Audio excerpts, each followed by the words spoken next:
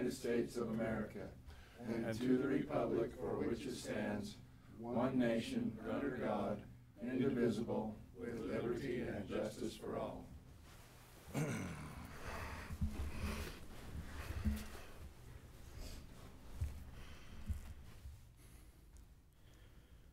Our dearest Heavenly Father, we thank Thee for the opportunities that Thou hast given us, for the blessings that Thou hast seen Be fit to shower upon us. We thank Thee for Thy Spirit. We ask Thee, Thy Spirit, to attend this meeting, that we might be guided by Thee in the things that we do and say, that we might edify this county and be of benefit to the people that live here, that we might recognize Thy will in all things and follow Thy guidance. And these favors and blessings we ask in Jesus' name. Amen. Amen. Thank you so much.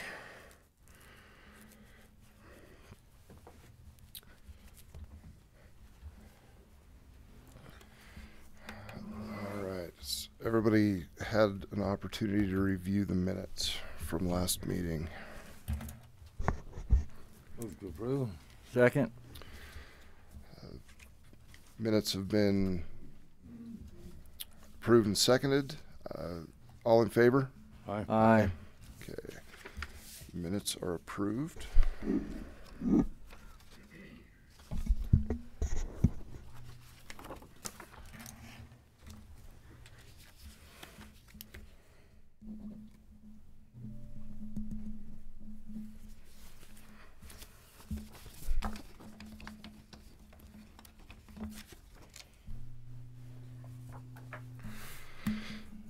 Okay, we're going to start with departmental reports this morning.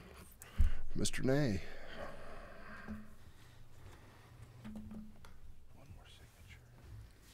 Thank you, Commissioners. I think, John, can you bring that Yes. numbers up for us? Is it PowerPoint? It is, yes. While he's doing that, I'm just going to move on to another department in case it takes him a minute. This technology isn't exactly agreeing with us this morning, it doesn't seem. So let's move on to planning and zoning for just a minute and give a quick report on that end of it. Is that, as you all know, we are near, and we cross our fingers on this, we are near the approval of our general conservation plan. For those that don't know, that will replace our habitat plan. So important to keep the building and planning development moving along, as ours does expire. For those of you that don't know, that mid-year this year, our planners have spent a tremendous amount of time on that, been very involved in the writing of that, and we feel like we have proven that it fits us very well, as it is basically modeled under our last one that we was on temporarily. The other thing they continue to do is they are continuing to mark our Spanish trails and trail system. As you know, we got a little bit of bind there and could have been shut down on some major industries such as our solar farms. We stepped in and was able to get some monies, and plus you see the silhouettes in that going up, if you'll notice, along especially your freeways and major corridors. We will follow up with monuments on that to give some exclamation to those for the tourists and things in the future as they continue to work on that. Our building maintenance department, another one that I supervise. Our big thing on that is our Fiddler's Canyon building. We hope that we're all still thinking about that and soon come to a resolution as to what we want to do with the Fiddler's Canyon building. But the big thing I want to stress today there, while I have John's attention, we do need to get a sale going so we can get some occupancy going in there no matter what we do. We do still have almost every room in there except for the Water Conservancy is full of furniture. So we do need to move that forward with the approval. I think we have the approval, blessing of the County Commission to do so. So if we can, let's continue to work on that.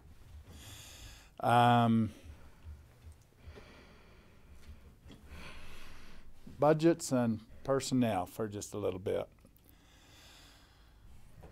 we do continue to work with the auditor. I was hoping Dan would be in here. He isn't yet, but to thank him publicly for the patience he has had in continuing to collect all the bills for the renovation of this courthouse. Those have been strung out just a little bit. We hope it doesn't affect this year's budget. So far, Dan has been good enough to work with us to slide him back into last year's and also. But as you do know, we do have some issues we're trying to work through there. We have a leak back here. Sorry, John, I hear it got into your office last week. It got through 2 floors on us. We have contacted them again, even over the weekend, where we knew this storm was coming in, and hopefully they'll be here today and tomorrow to. Chad, who's doing it? Is it Stout or who? Stout, No. yeah. It's pretty simple. What the deal is, it's like all of us are in construction.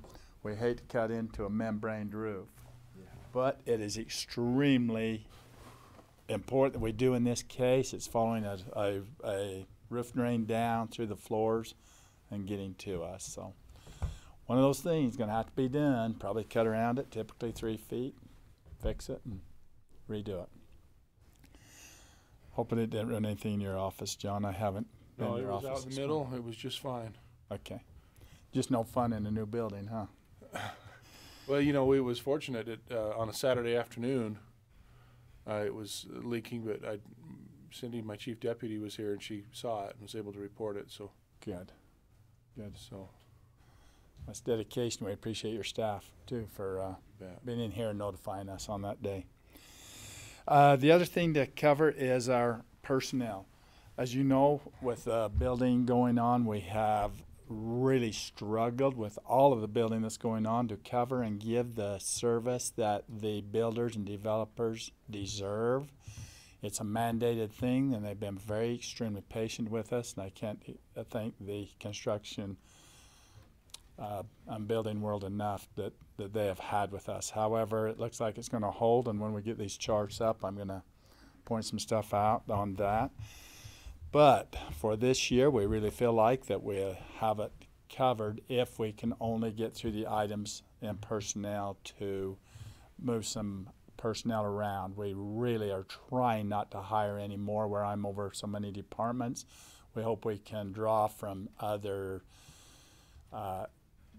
talent within those departments. We do have all of them with some certifications. We have some with all of them at this point. We'll have one of them with all of them. So we think we can make it work, and hopefully mainly the maintenance will not suffer from it. The renovation of this building, we hope go down a little bit here for a year on maintenance. This is a public safety building, go down there. We're still depending on Lester a lot to get our elevators up and going. As you know, we still have issues in both buildings with the elevators.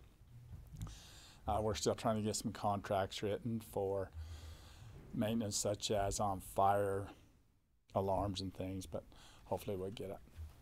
Is it going to come up for us, John? It's not looking like it. Not looking like it. If it doesn't, let me just try and work off this chart right here. What we have, if some of you can see this chart right here. Sorry, I would have brought more copies, but as you know, we're trying to work through technology here in the new building still. These are the number of building permits that we had in the county for over the last years. Not quite since I started, but almost since we've been tracking them. As you notice right here, these last ones come up. Commissioners, you've seen these charts many times. Turn that around. We're right out here on the end, coming up to 2 more years of a high. So I want to point out, we had 2 high years here. We only had 1 high year here. We're back out here to 2 years. Since 1983, that's the highest we've ever had, is 2 years in a row for the number of building permits. Yes. Question, does that include solar permits as well? It does, Okay. yes, it does. Because that's inflated those numbers a little bit, right? It has. Because of all the solar Quite stuff. considerably, actually, in that case, yes. Just curious. Because there have been a lot of solar. He's talking about solar tops rather than solar farms. The city where Solar you're on councilman. homes, solar systems on homes, because they've added Yes. a lot of those, and each one of those has to have permits, so that inflates our numbers a bit, right? It does. It does a little bit. Yeah, it does. But they still require 3 inspections minimum if the inspectors are really on top of their game. And the big thing, have the manpower to do it. I just texted Josh. They do require at least 3 inspections to be installed properly and right, and to be safe for the occupants of the building. So, and there's always re-inspections. That's just if they pass each inspection each time. So we have that situation out there where we're out to a 2-year high again. So you with your crystal balls and are very in touch with the type of construction that goes on.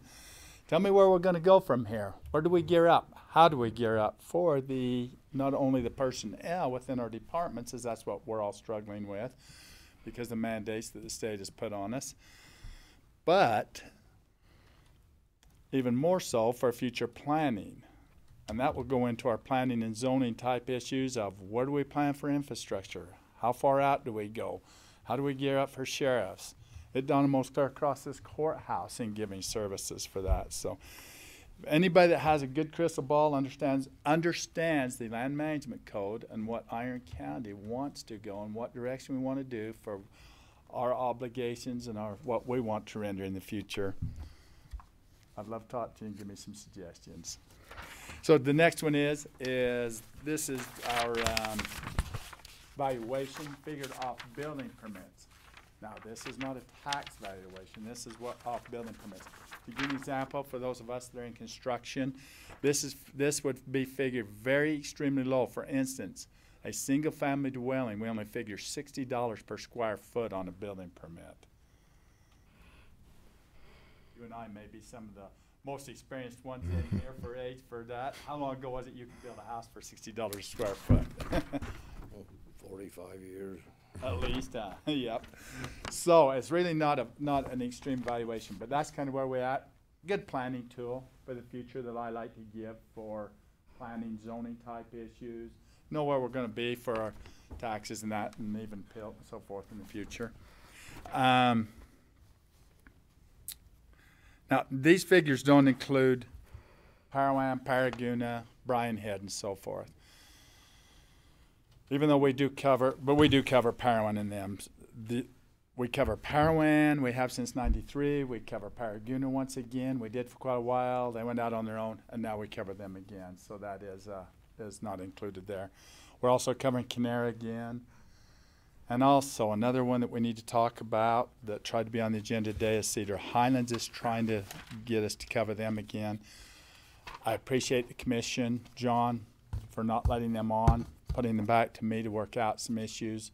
We have some real liability, responsibility type concerns there that extend beyond what the others would.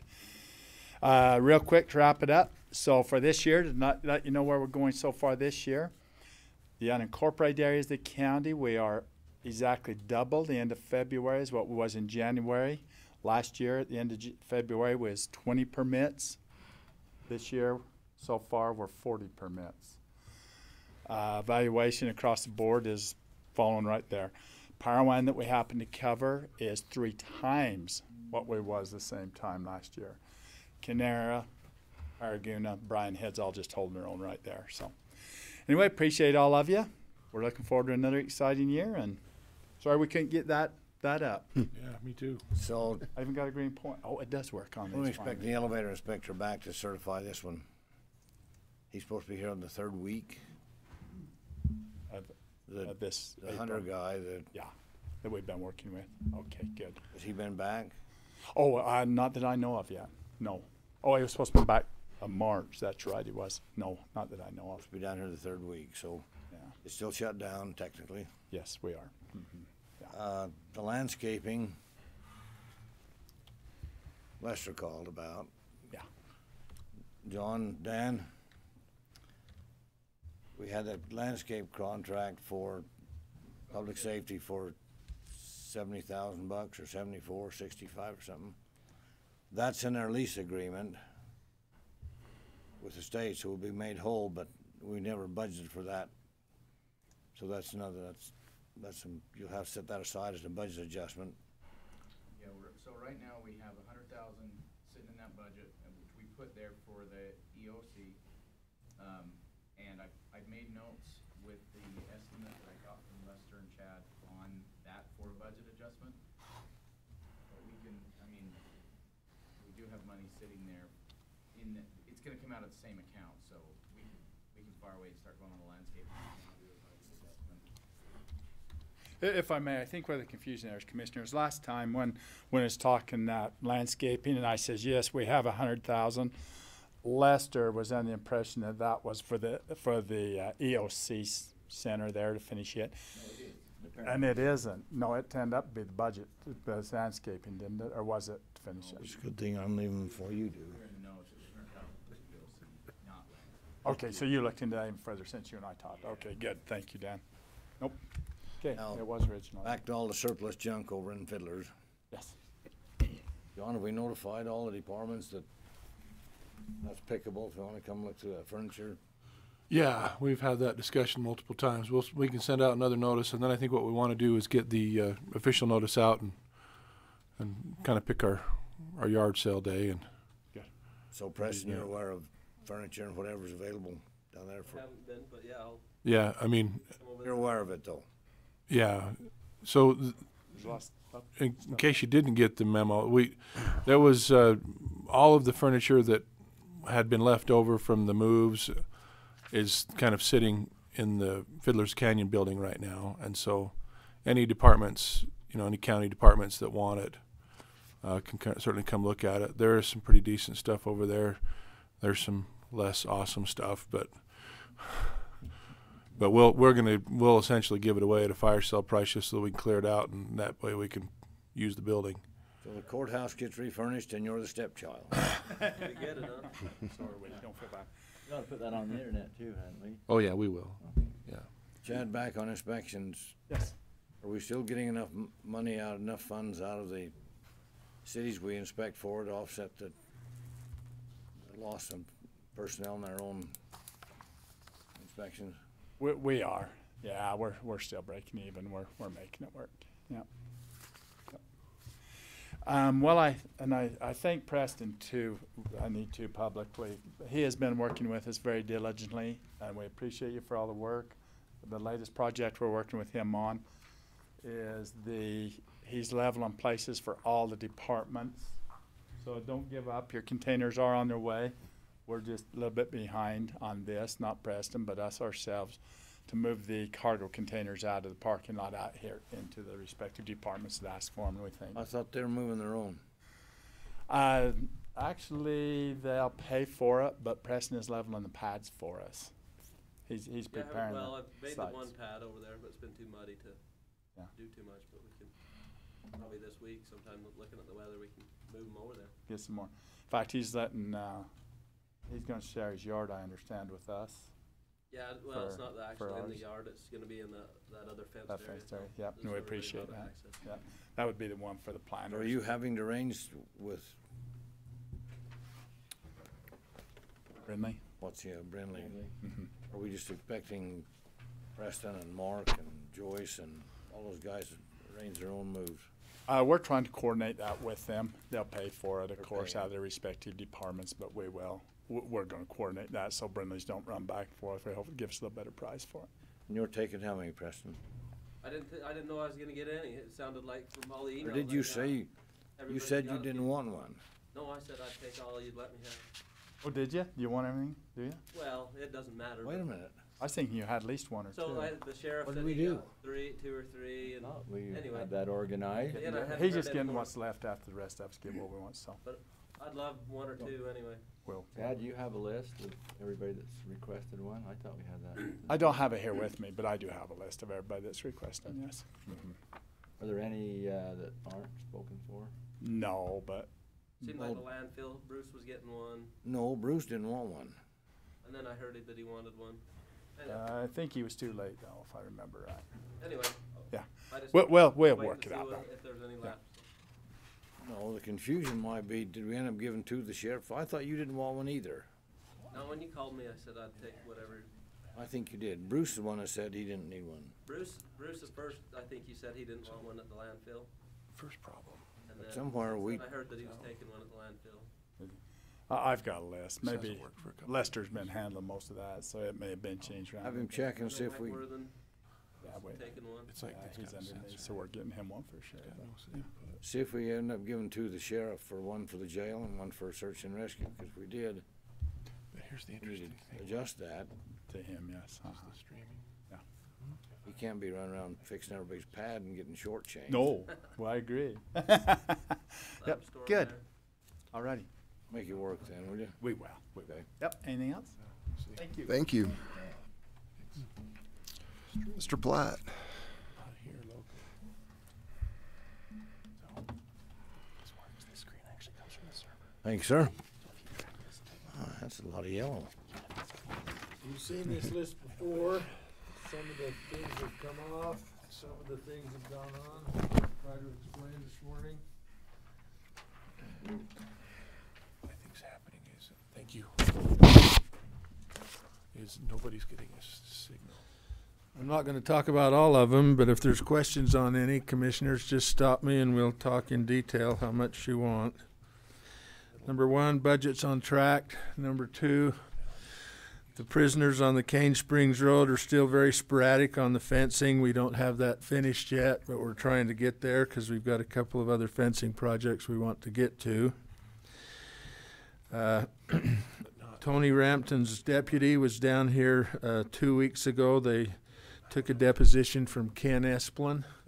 So the RS-2477 depositions are still going on. Sunset Steve, subdivision, What was Ken's, excuse me? what was Ken's that deposition for? What's Ken it for? The roads that he was familiar with. Old enough to be, okay. Yeah, Sunset subdivision, remembers out to Quitchapa. George Mason was the homeowners association president. He's no longer the president of the homeowners association, but he's still the water master. That's a special assessment area. We're hoping that that comes to fruition. As we've figured out, they have 5 miles of road which we want to build if they give us the road. Preston's working out to Quitchapa. He needs material. Someday we'll continue the road from there up to Highway 56. Again, a need for material, so it's become very obvious that if we want to minimize the cost for Sunset subdivision and Preston short distances, if we could get a material source there, it would be very good. He has one temporarily from the BLM that's not a good granular source. It's adequate for the shoulders he's hauling for.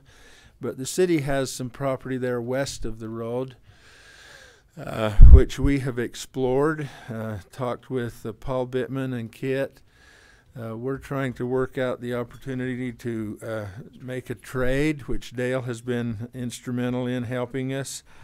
So we're hopefully going to be able to get 7.5 acres for a material source there close to the Sunset subdivision, where we could in the future, in addition, not just have pit run, but be able to crush the gravel. So we'll have a source right there that would work very well for us. So Steve, Paul should have that contract hooked up. They're working on that contract. he said Yes, the yes. other day, so that ought to be up. It should come together. And when we get a big hole there, the real advantage, the real win, as much as a win for us would be to have a good material source close by, would be they can use that for a retention basin to recharge the Quitchapa Aquifer, which would be immensely important to Cedar City. So I'm believing that trade is in the process. The Bryan Head Fire and the $2.5 million that we got from EWP with a 25% local match, we're moving forward. The pre-qualifications for the contractors to do the construction at the forebay, those pre-qualification packets will be received this Thursday, the 28th. We'll see who is qualified to do that work, and then we'll get to the bidding process. On that, then the final NRCS approval has been done then? So It's getting very close, Commissioner. It hasn't been actually finished. The construction plans are 90%, but we're getting close enough that we can pre-qualify contractors, so when we have those done, we can immediately go to bid. thankfully, good. And we have some good vibrations from FERC. telephone calls that says you're okay, but we don't have that in writing yet. Probably water for Parowan about the end of June or July, not I hope you're right on May June. like we had talked about 6 months ago, but Well, I've heard July and August, so I hope you're right that it's June. it's coming It's together. gonna be dry. It's coming together. The NRCS, if you go down there to the second to the last bullet, just this past week, with that EWP money, they gave us an additional $57,000 because they realized more had to be available to pay for the engineering and design work. They also gave us an additional 60 days to get everything finished with the money that they had given us. UDOT wants to be involved in the detention basin that we're doing for Parowan to haul gravel at 143, but so far that's been all talk and no do. We're going to meet with the. Are there any questions on the $2.5 million, the EWP? Okay. The Forest Service, we're meeting with them this afternoon. You know, at 1:30. I think they're going to want to talk about some bridges. They have some bridge money as a result of the fire. They'll ask us to take over and maintain thereafter. Just so you know, it's on your agenda. You might be thinking about it. The Cedar Valley Belt Route study, the alignment study is under contract with Horrocks. UDOT just gave us an additional $10,000 with this study so they can do what UDOT would like them to do on the east side of the Summit interchange. So that's progressing. Steve, was that folded in with Horrocks? Yes, we'll amend their contract. UDOT wants to make an interlocal with the county to give us the money, and we'll make an amendment to Horrocks' contract. With the whole study then? Yes, yes, it'll all be together.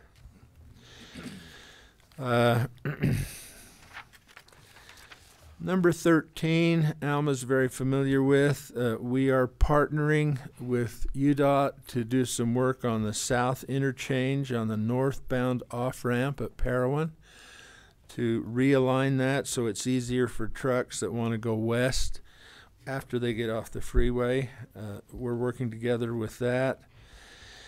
We had a kickoff meeting. Before you leave that.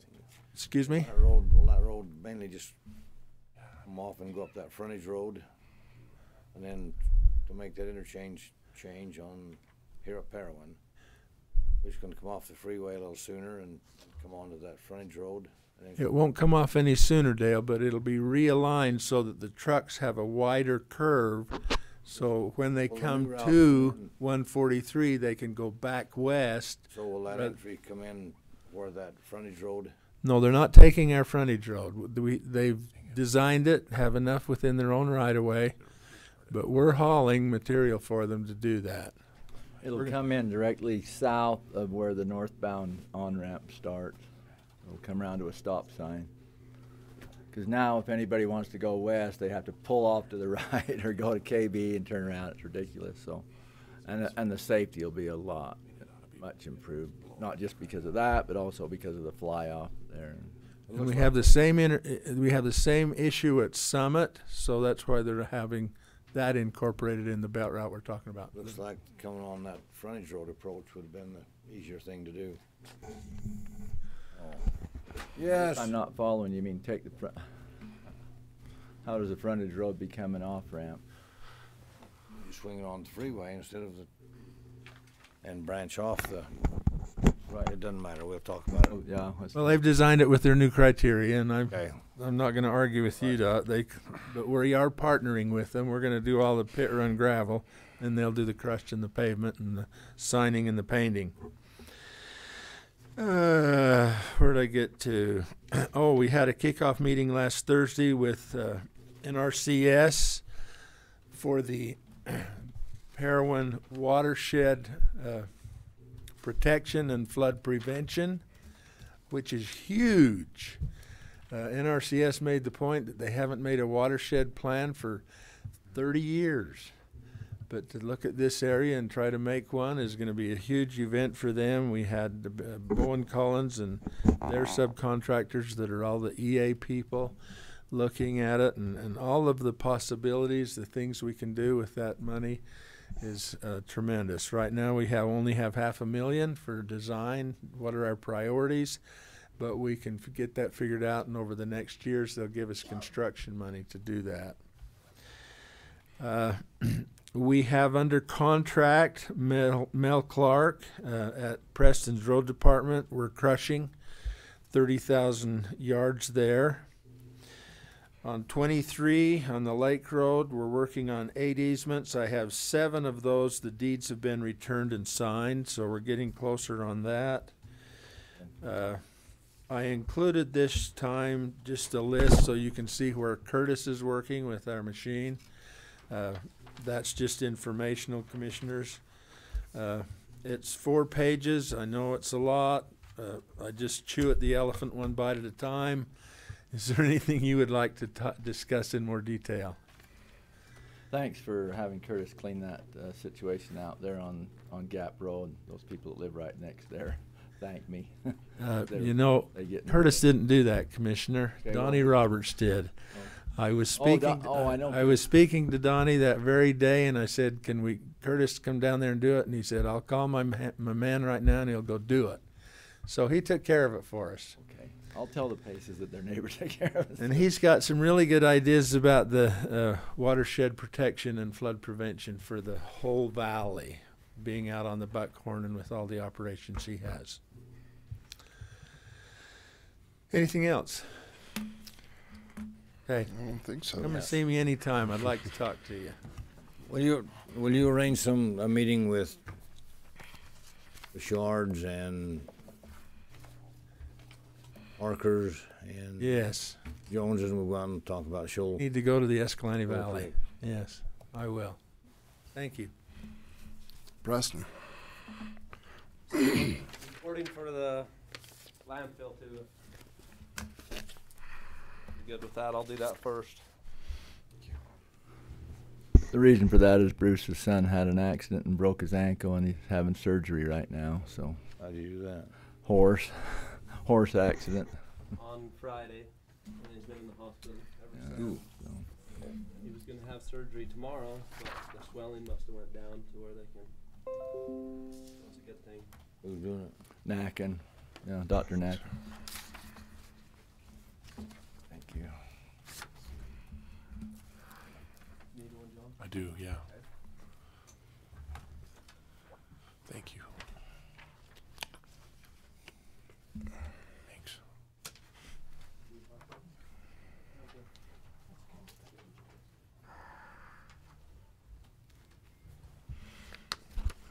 So, just like to say, I'm glad to be here. Hopefully everything will be good for Bruce. Right here, his budget looks good, he said. They just bid on a garbage truck with, they actually bid 3 of them, Cedar City and Enoch, and them hoping to get a better price on a garbage truck. He thought it would come in around $260,000. Do you know when those are due?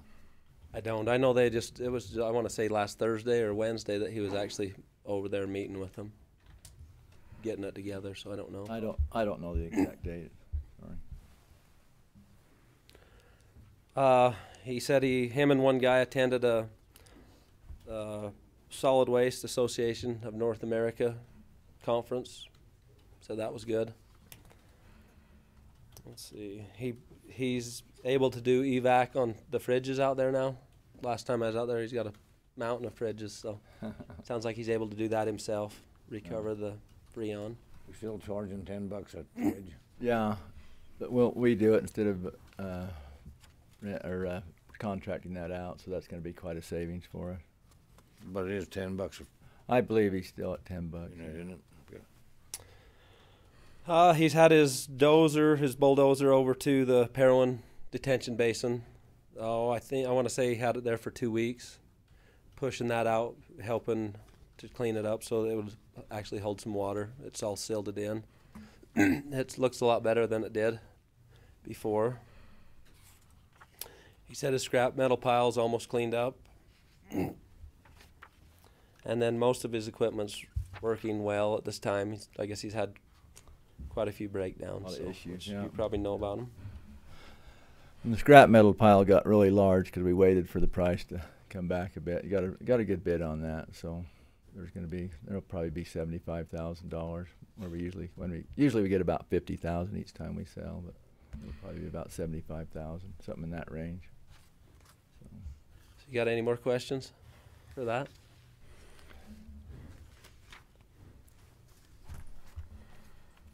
I'll give you the roads.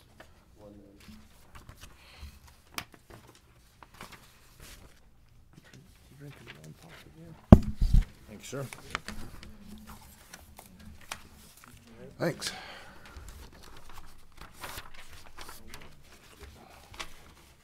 Thank you.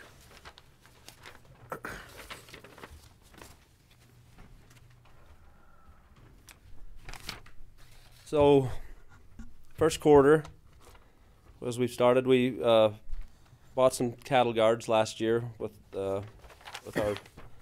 some money we had, and we replaced 3 cattle guards on the bench road they're rusting out down on the bottoms where they sit on the concrete. So we've been taking them in and just welding a new I-beam on them and using them on less lower traffic roads, I guess. Out on Vandenberg Road, we have 2 miles from where the oil ends or begins down on the east end up to 7700 is basically the subgrade is in, or it's been filled up. Not that we've had a lot of snow, but we did. It seemed to work pretty good for the drifting when it's higher than the fields. Before it was in a hole and it filled right up. Anywhere from 3 to 4 feet of snow, depending on where you're at. Looks good. I was out there Friday or Saturday, I guess it was. Yeah. Looks So good. it seems to blow off and drift on the sides. So hopefully that'll make that a lot better. We ordered a 938 cat loader. It should be here in June. It's on the buyback program. It's about $162,000, and you can use it at the end of the year. You get 300 hours you can put on it, and then they'll actually give you $11,000 more dollars back on it. It doesn't make any sense to me how it works, but in the end, the loader will cost around $100,000, $110,000, and that goes on for 5 years. And then at the 5th year, you can either let them have it back or you can keep the loader. It'll cost you $100,000 a year or $100,000 total? Total, you pay the upfront, and then that's the last you pay on it. And so next year they'll bring us next June they would bring us another loader, a brand new one, give us an $11,000 check, and then we'd use that up to 300 hours. If you go over on the hours, it's $40 per hour. We had a John Deere that we kept from that Neil had prior. It seemed to work out really good. Their hours was always around 300, so I don't know that they really ever went over. What's the rent rate at Cat? To rent one? Wheeler. If you went and rented it? You can't get it for $40. Oh, no, you would be, well, that'd be a guess, but I would say you'd be at least $60 to $80 it's a smaller loader. It's not a great big one. So it's a great deal. And then when they sell them, I don't know, I should check in to see how much they're selling them to the private sector for, but It's only 300 hours. They're getting a good. So it's one of those deals that's too good to be true, but it actually is. Has been a long time. Yeah. same with the blades, being able to do the buyback on that. You get to use the one that we currently have. You use it for 4 years and get all your $60,000, pretty much what it costs over 4 years, so $15,000, and I'm going to say they're at least $11,000 a month to rent if you went to rent that blade. So I don't know how they're doing it, but we better take it, right? Sure. Steve already talked about it, but Mel Clark's currently crushing 30,000 yards of road base at our yard, and that's going to really help out with just driving, to go to the dump. If we were hauling up the mountain, it's about 25 more miles round trip, so that'll help. And there's some other projects we have around our yard that it'll help a lot, speed things up. We've got our bid for chip and asphalt bids that came in, and the chip, Western Rock, got it. The price is 30 cents a ton higher than it was last year. It's right at $16. And the asphalt was, and that was Sunrock got that bid, and it was $3 more a ton. It's $53 a ton now for the asphalt. Upcoming, we are going to do some more iron wolf on the Canara Mountain Road from the Red Ledges back down towards the Tipple. We did 5 miles last year from the Red Ledges up, and it made a huge difference in the road up there. We were able to widen it out and just clean it up, and it's able to maintain it. It just had so many big rocks sticking up, you couldn't do anything with it. So that's really helped that. We'll start chipping in third week of June is the plan for chipping. And until then, what is it? Scheduled for chip. Which roads? Yeah. Cane Springs, which that would be a new one. The Five Town Road. Cane Springs would be like 3.1 miles. The Five Town Road, just the main road going in, that's 3/4 mile. That will be new construction. The Buckhorn East Frontage is one that we'd like to do, and it's 5 miles. Comes off of 20 down to the dairy. Burl Highway, first 5 miles of Burl Highway we're going to do. 2300 West, the sewer. Highway, the Benge? No, just out to Burl Highway off of, right at the crossroads. Going south? Going north. Going north? Toward chloride or where? No, so go out, you know where the crossroads are at, where the John Deere or the tractor place is? You're down to Burl, not Newcastle. Yes, okay. And so from there, the first 5 miles, I think that road's like 13 or 14 miles long, and it just needs to start getting chipped again. So it's time. 2300 West, the sewer plant road, from where the city line is out to Mid Valley Road. 800 South over in Westview by the new stake center that they're building. 800 South in Burl. That's just that's the road that goes off of where Stoltz Equipment is. It goes back to the west out to the silver mine, the old silver mine that's out there. Margery Lane, or 200 West in Burl. And that would be the next road west of Burl Highway, going back to the south. Check Shawnee Cliffs. There's another one. The Cemetery Road down in Canara. Why are we doing Check Shawnee? I was going to do it this year. And that ought to be a homeowner's thing? I thought, don't we own it once once we've taken it over? Developed before I became a commissioner, but I think there's enough development there that we took it over. But it was originally built by the developer. Yeah. So they met our standards, so it's our maintenance now. Okay. We've been maintaining it. And also the KB Road here or 2200 West in Parowan. Third coat, yeah. Yeah, third. And then after that, I need to get the oil prices, and I'll see. I think there's some more roads that we can do. So you still have the Kolob Road someplace in your back of your mind?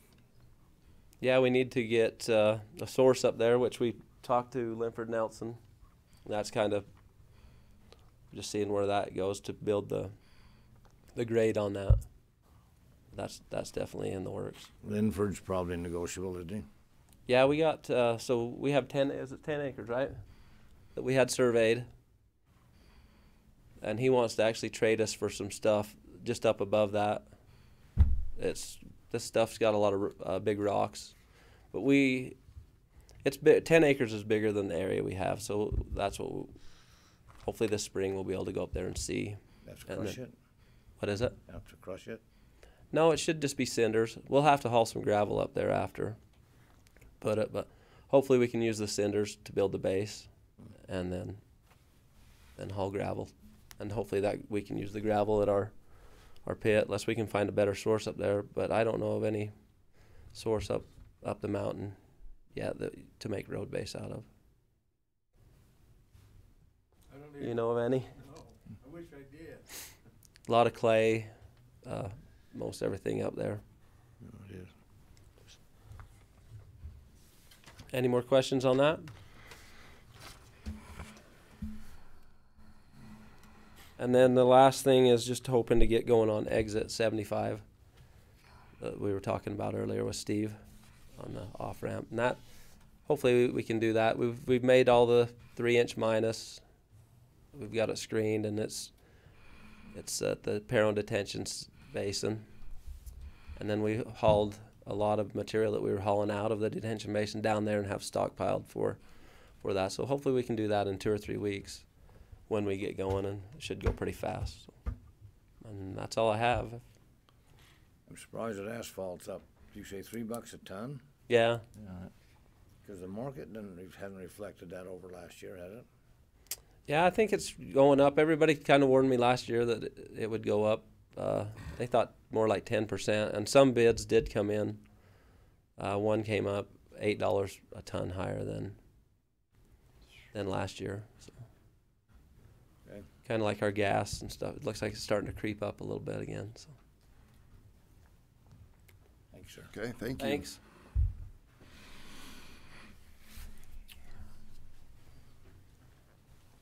Lori, we don't have you on the. I asked her to come. Excellent. But you look like you've got something to say. Well, there was a little confusion. I apologize if it was mine. Well, I think it was we missed it. Lori had put in a request, and so I think we're going to talk about it now. We're going to talk about it and then I think bring it back, right? Yeah. Okay.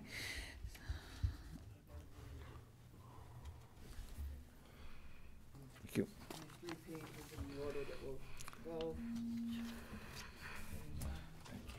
Thank you. Today is really in reference to the Public Defender Program. I was going to bring Dale Sessions' contract before you for approval. That's the Thanks. contract. And I just wanted to cover with you some of the changes that we made. Because we're a little late, we're going to change the dates from April 1st of this year to March 30th of 2019. That's a typo there. And under payment, section 4, on that appeals contract, the appeals contractor receives $1,500 for the for a guilty plea, or so for an appeal arising from a guilty plea. And Dale talked to us. I've run this by and discussed it with our county attorney as well as with Commissioner Brinkerhoff. He'd like, and he thinks it would be more fair to him in terms of his time, instead of it being $1,000 maximum, to be a $1,500 maximum. He still bills at $100 an hour, with it just capping at $1,500 now. It would be the change. Single day trials will remain at $2,500 with one exception, and that's kind of what caused us this little bit of time delay in getting this contract ready for you. I'll go into that in a sec. And then the multi-day trial, everybody felt was fair to remain at a $5,000 maximum. The section that we added is 4.2. What came up about a couple months ago, and it didn't end up being an appeal after all, but in the case of a child welfare termination of parental rights, Dale has asked that a single day trial appeal now be $3,000 instead of $2,500. So that's the caveat, that if the single day trial is from a termination of parental rights, child welfare, that it would be $3,000 instead of $2,500 max. And in these instances, one of the things, because Dale is obviously, expert with appeals, he's spoken to the Court of Appeals. And the one thing that we need to do differently in these instances with child welfare, termination of parental rights, is the trial attorney that was assigned, whether that be Park Firm or whether it be Candace Reed, who currently hold those contracts, they will need to file the appeal and the petition. And we felt like for doing this, because this wasn't part of what was understood when they originally signed their contracts, they didn't think that they would have a role in the appeal. But in this instance, they will. And we feel like them being able to charge us an hour for the filing of the appeal and 2 hours for the filing of the petition for a total of $300 would be fair. They would need to invoice us from that separate from their actual contract.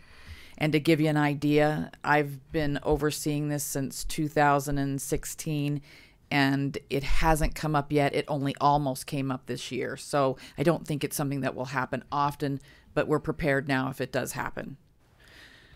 The only other change to the contract for Dale is that Section 7, he felt like it would be a good idea, and I think he's right, to have the appeals addendum that you all signed about a year ago, to have that now incorporated into the contracts as I bring them for renewal. So his will have it. It'll be Section 7 on his contract. All other contracts, so in July, I'll have prepared the juvenile contracts for your signature. Their addendum will now be Section 8. And their contract under their payment section will now include a section about the child welfare and what I've outlined there on the 100 and 200 for a total of 300. Is that all making sense? Yes. Okay. The other thing, and I don't know that this was part of what I requested to speak about. It might have been an oversight. But one of the things, and this is the second page that you have before you, the public defenders, when we have a conflict case that needs to go outside of our 4 or 5 public defenders, when we need to find someone. Due to that recent sting operation, it was determined that an attorney that accepts a conflict case that involves a first-degree felony should be compensated a little bit more than our standard conflict case payment. So in the case of a first-degree felony, they would receive $1,500 for accepting the case and the preliminary work. And then if it were to go to trial, it would be an additional $2,500. So the difference there is about $1,500 over what we currently pay. If it's not a first-degree felony, all other cases on conflict outside of our contracts, we pay $1,000 for accepting the case and $1,500 additional if it goes to trial. That's what we're invoiced for. And then they would need to... Are we having many people conflict out? This situation, we're not. This was such a unique situation because you had 8 defendants. And several of them needed public defenders, and we only have the 5 defenders. One of our public defenders had accepted a case privately, so we couldn't utilize him as conflict. And I think Candace Reed had accepted one on conflict. So we had to go to Nadine Hansen, and E.J. Overson ended up accepting also. Now, from what I'm understanding, these people have family members that are now hiring them attorneys. So other than the initial billing of the $1,500 that we agreed to help, I don't know if you remember, we had spoken about that, but because it was a first-degree felony on these particular cases regarding that sting operation, we compensated Nadine Hansen and E.J. Overson $1,500. But this is something that I'll bring back for actual approval.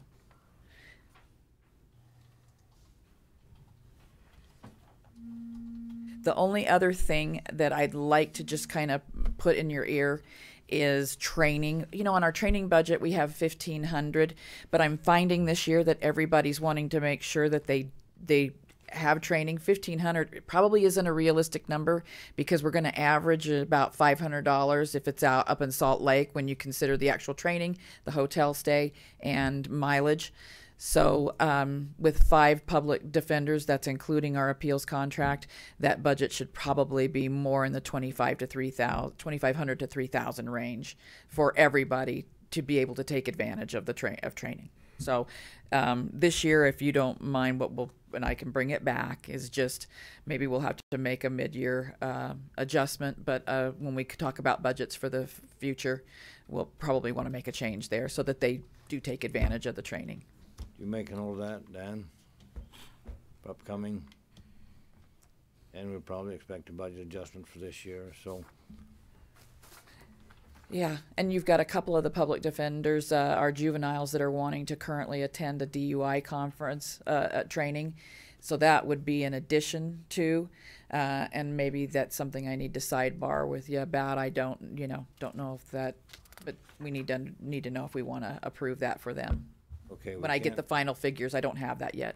We can't do a motion today because it's not an agenda item, so. And we don't even know the budget yet for But what these it's going to things cost. will come back, you'll have them on a budget amendment well, whenever we meet again. Okay. Is that right? That's what we were going to do, because And do they need to be retroactive? the Today? Dale Sessions will for sure, and yes, the conflict. I just wanted to say, just on this subject, I've been kind of keeping an eye on our appeals expenses. And since we switched from Matt Carling to Dale Sessions, they've come way down. So I don't, he's not unreasonable in making some requests like this. I mean, they've come way down, so. Thank you. Appreciate it, Dan.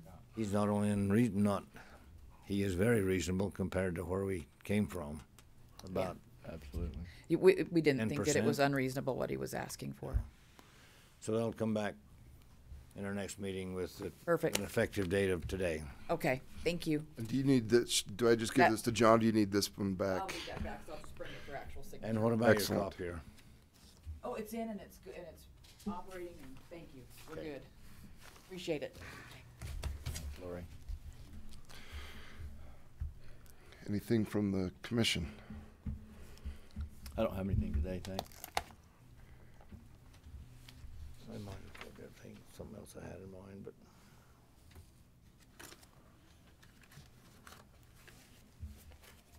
Okay. Got 'em on the nose done, so. All right. It's 10 o'clock. Let's take 5 minutes just to make sure things are buttoned up and ready to go for regular commission meeting. We'll start back up in about 5 minutes.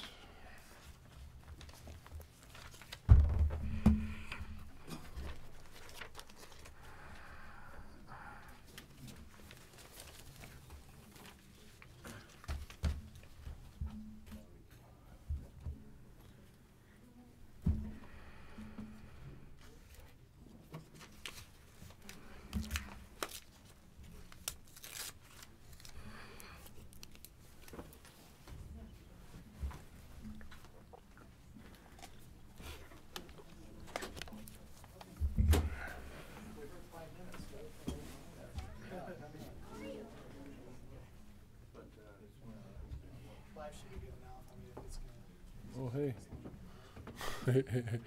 That's not where I want that. How you doing? You boys gonna try and get Do you something? typically use this right there? Not very often, no. Okay, so Well, this I use every time. every single time? Yeah. So I tried to use, because Brett set up the audio machine, and would you mind? Yeah. And Cindy's off today, I'll do all three. so yeah. Want me to send them as different agenda items or just one? One is fine. Relative to- Yeah, just type them up the way you want them, and yeah. Yep. Thanks. So you're saying the south-facing cameras never work? No, it originally did. So if we send So that like to if stream B, Yeah, so if we come here, send that to stream B and then go like that, Linkadora. But if I go like well, that's this, still showing your computer. Or is that just a watermark on everything? well, It's a yeah, watermark. it's okay. but yeah, Oh, it's that, centered, never mind. yeah, that camera isn't working. So you're working that through the off. Like it, Yeah, it's not yellow. It'll indicate some kind of a, so like, if I, if I take like that, and that'll show up there, you know. Secondary screen stuff. Yeah, and then that's never worked for, well, no, that's not true. It worked for the first 2 meetings. Because we played with that cable. Then I think we did. We goofed around with it. But this might make life easier for you. Yeah, I'm just trying to get out of your way. And I'm sorry, I'm gonna just keep trying to get this here. So It is a little weird to just use the TV. want me to wiggle it, figure out which one it is? Okay.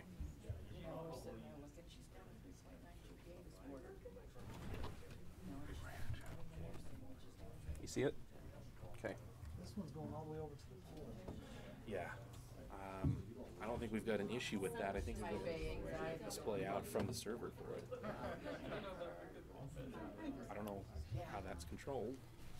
Because Brett didn't really teach me. It's like a perfect storm. Okay, we're actually doing okay to get through this if we need to.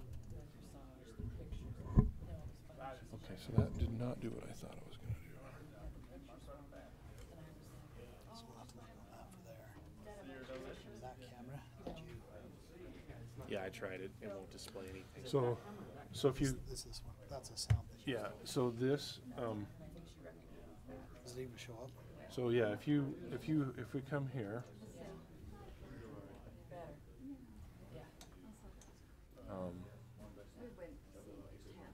so far I'm not having much success, but we're also trying to solve 4 other problems at the same time, so. Do we need to do this one later? So, well. We can. I mean, So, yeah, so what I have done is, I just put, so this camera is working. And fortunately, I'm gonna get my audio from that today since the levels are all weird. and But it's when I- working good. Like I say, we've been listening to Yeah. it in the other room, and it's. So it's this going is, well. this is the screen here, but if I say south camera, stream V, It's blank. Okay. I don't know, Play with it that. does say input no source, and I don't know if it, you know, we did have that big surge, and that's the time, it worked before that and not after. I didn't think about that till just now. I didn't either. Might have fried a camera. Oh, The lights are on. Yeah, but it may still not have the. well, hopefully it just needs to be reset. But, and unfortunately, that camera is actually probably the better one to have working because, you know, when I stream, yeah, You don't see anybody over here, and right. whoever the gentleman was that asked the question, that's the other thing you can't hear. Well, And I I've know got to they be may more not strict want to. about getting them up to the microphone. Well, you That's- want to hear it too. And the other thing they can do too is they can repeat. Understand? They repeat it. But, Yeah. I mean, we got the gist of it. Yeah. That sounds like a lot. Yeah, it's actually the last one. Yeah. Hey, what quickest way to get pictures from here? I tried to save it to the gallery. Oh, email it to yourself. On that, yeah. That's probably, it pixelates a lot when it does that because it tries to compress it. But if I hold it and then say resave to gallery, which I've done now 3 times. But I would have thought Hopefully that's that- in your Google Cloud stuff. Well, I just connected directly to the, To it. I mean, I just went straight at it. Right. But I was trying to, should I put up that one? Yeah, you should. I don't think so. Really? Candy, I can't. That's right. She doesn't want me to talk to you. If I sort by, She's great. She's a little bit of a buffer. Don't you think he doesn't pay her on the side? She doesn't let me talk to him. You know, I go up to that I'll be office. trying to get her a raise now. Some of Let's them, see, file I'd like types. to get her hired. I want her in my office. it's scary in that office. if I sort by When, created, especially when they don't know why it's old ones. people coming out. Your view. Okay, so this said save to gallery. I'm almost wondering if it's in a different spot. Like if I come here, I've got the There's videos there. device storage. I wonder if I'm in the wrong place. Is it VZ Media? It is. Okay, so Anytime I've got any calls Everything's okay. We all knew. I know. Wahoo! Thank you. You're welcome. You did great. Thank you. You guys are just the best IT guys ever. That makes all the difference in the world, right? Great. Oh man. Okay. Yeah, I'm learning. I can't. No, it was funny because they watched me figure it out. That was the joke. Yeah. Well, that was my fault. They did fix that. I wasn't asking the TVs to look at my screen. I forgot that there's one way to ask for that, and the UDOT had a meeting in here the other day, and yeah. They change stuff and take it change back. Yeah. You know, somebody's got to do it. Okay, Ken. There's no audio. Never mind.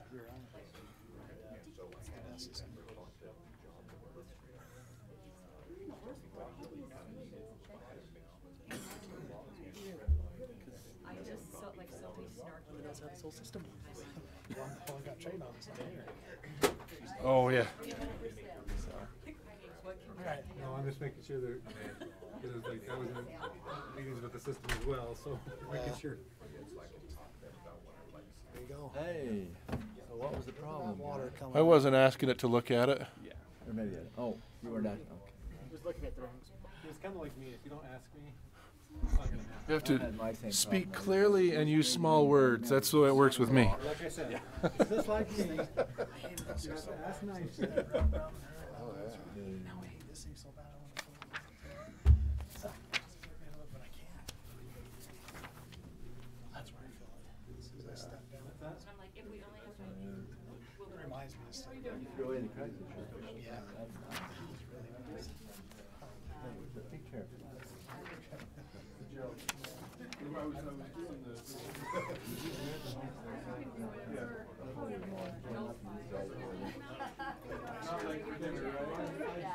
No, so I was Completely.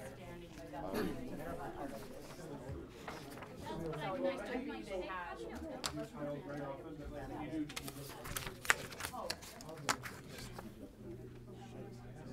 Angels. I'm meant to be here to torment where it exists. That's good. It's all kind We can make it whatever you This is primarily what was in your agenda or your packet, but I made some changes. So Since we got it in the packet. yeah, it was just grammatical changes. Oh. And then I didn't know that you were Michael P., and so I didn't have you on there, but John did. That was funny.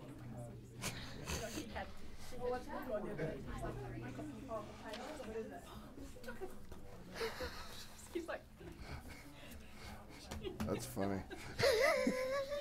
So, I mean, I looked at a little bit of this stuff, but I want you to know that this isn't my authorship. I plagiarized quite significantly off of this. I didn't want you to think That's that I... fine. Oh, no, let me think you did. It's pretty good No, I stuff. just- Good stuff. No, hey, don't we all plagiarize a bit? Legally. Well, that wasn't those aren't all my original ideas. I just didn't want to be taking credit for it. Hey.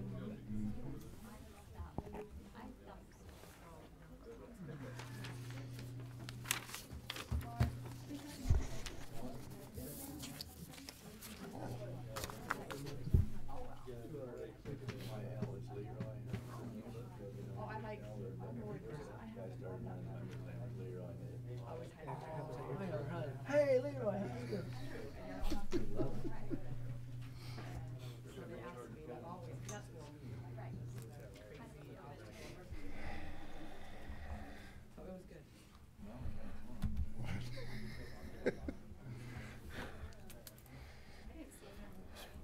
I gotta.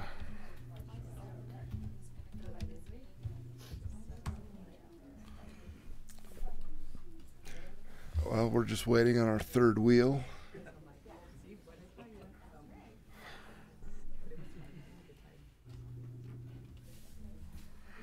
I think he's technologically detained. I get it.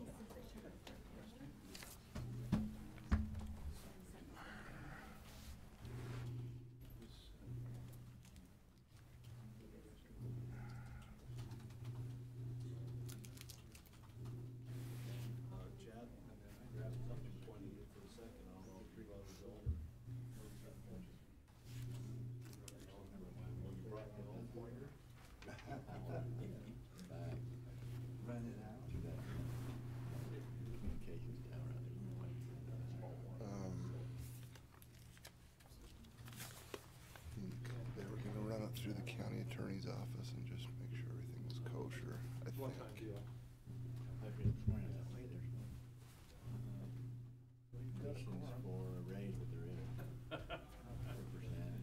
Right. Other thing I thought about was,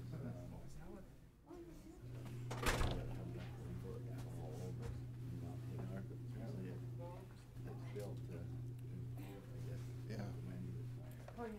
Well, that's what the guy said anyway. There he is. Okay.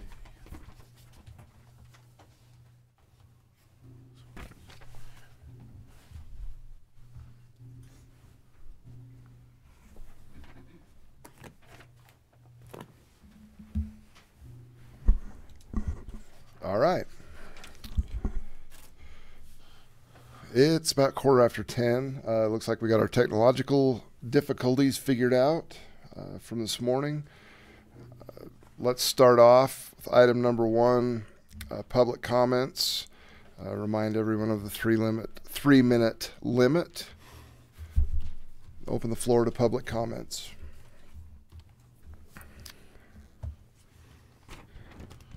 Gentlemen, my name is Bill Pressgrove, and I guess my comments are more or less a word of caution. As a commission, it would be a real good idea to avoid the very appearance of evil. And I've brought to your attention a couple of times that even though it may be legally, it may be legal, but as far as ethics go, it has the appearance that the fox is in the control of the hen house, because we have the Iron County Unincorporated Service District number 2 and the Municipal Building Authority of Iron County are the same 3 individuals. I understand that the way it's written in the statute is that it has to be an elected official or elected officials on these committees and things, but when it's the same 3 elected officials that are the Iron County Commissioners, and they adjourn from one and go into the other and make recommendations and suggestions, and then they adjourn from that and go back into being Iron County and accept what they just did, and that's the appearance of evil. And in addition,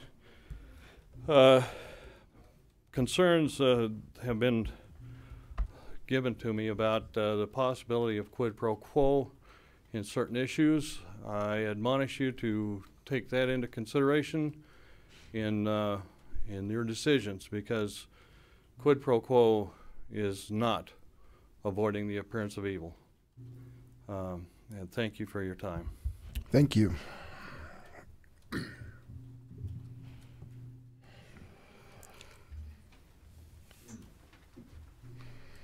Morning, Commissioners. Paul Cousins with the Central Iron County Water Conservancy District. I wanted to give a report on our Quichapa recharge. John, could you play that video and maybe pause it when I ask you? I'll try to do this in under 3 minutes. This shows the backside of our weir where the water's coming over our weir. That's, if you pause it right there, John. So this shows the amount of water that's getting passed on one of these good storms. It runs for probably 3 good solid days of high water. We're sending a lot of that water down to our recharge pond, the Smoots Pond right there off the highway. But it shows how much water's coming over. John, if you can back that video up real quick, can you do that? So if you look right above, I wish I had a video of it, but over that bank, up over the top, we were out there last year. Curtis DeMille dug a diversion channel, which we were very grateful for when we were doing construction of that weir. And last year we were out there with Traco. We had a big storm bigger than this one, and we dammed that diversion structure off so we could charge our system and see where our weaknesses were. But that night it came in so hard. I dug a spillway late. It was late Friday night, and it formed a kind of a natural lake, which is about 15 feet higher than Quichapa, so that water can't get contaminated. And we realized it forms quite a nice lake there. And we met with the BLM. They own about half that property. We met with Paul Briggs and their people, and they're actually really excited about the idea of building a lake out there, maybe a 25 to 30 acre lake where what we need to do is capture these high flows. The farmers don't want this muddy water. John, you can go ahead and hit play again. But this muddy water comes down and nobody wants it. And we have to find a way to capture that so that we can drop the sediment. And this shows the channel where it goes through that small weir and goes to the west down to our recharge basin. But there's a lot of water getting by. The other thing I think we ought to look at doing is this channel that goes to the north, goes up to these trees, this tree line.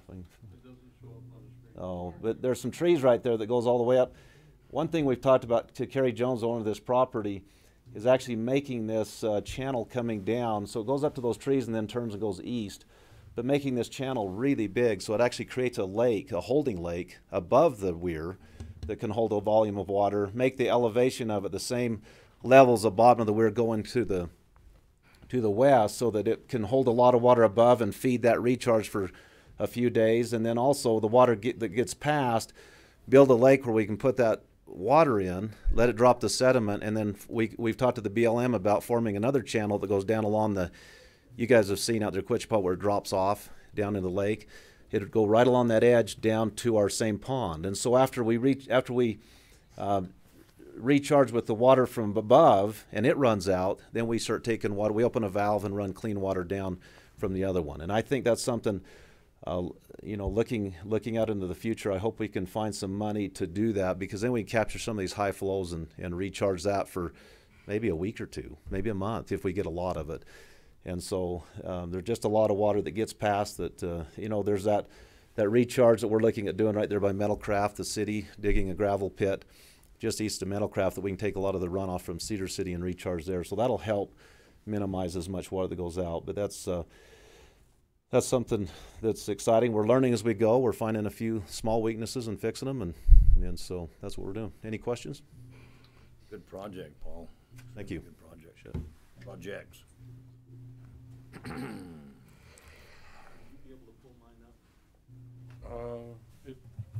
Did you send it to me? Yeah.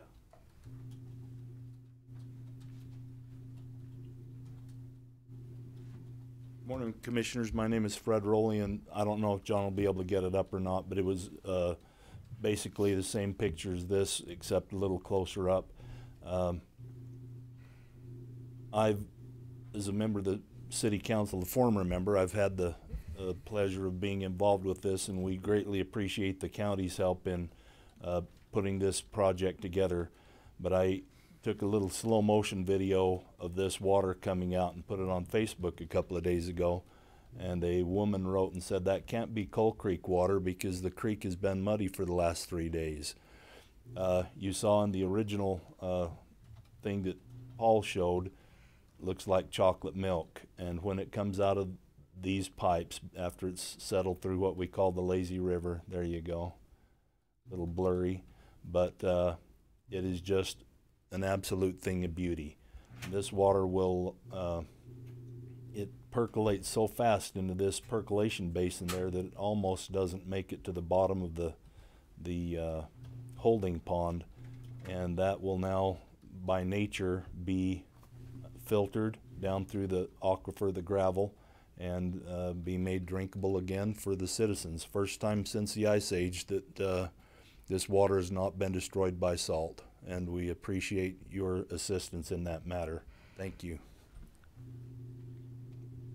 Can I make one more quick comment? On this, I talked to Preston Nelson the other day. We got permission from Kerry Jones, who owns this property. He's going to take about, I think it was about 30,000 yards out of this recharge basin and haul it over to, is it 7700 West, or yeah, is that what it is? But they're going to use a lot of this material out of this. Will actually help us and help the county. Win-win, yeah. On that material. It'll be awesome.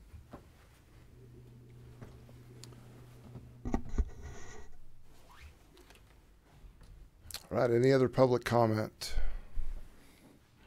Okay, move on to agenda item number 2, presenting payment in lieu of taxes, payment from the state of Utah. Mr. Bunnell.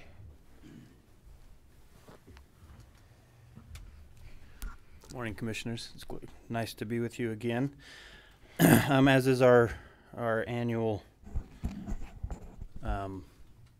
pattern, I'm here to present the payment in lieu of taxes from the Division of Wildlife Resources for property that we own in Iron County. I have a check here for $2,505. and a letter from our director, Mike Fowkes, that I'm happy to present. And if I could get a Commissioner Bleak, a signature from you on this. You bet. Yeah.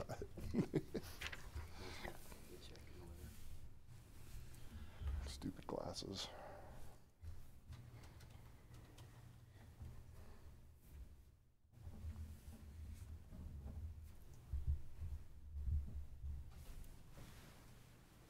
So for it's 3.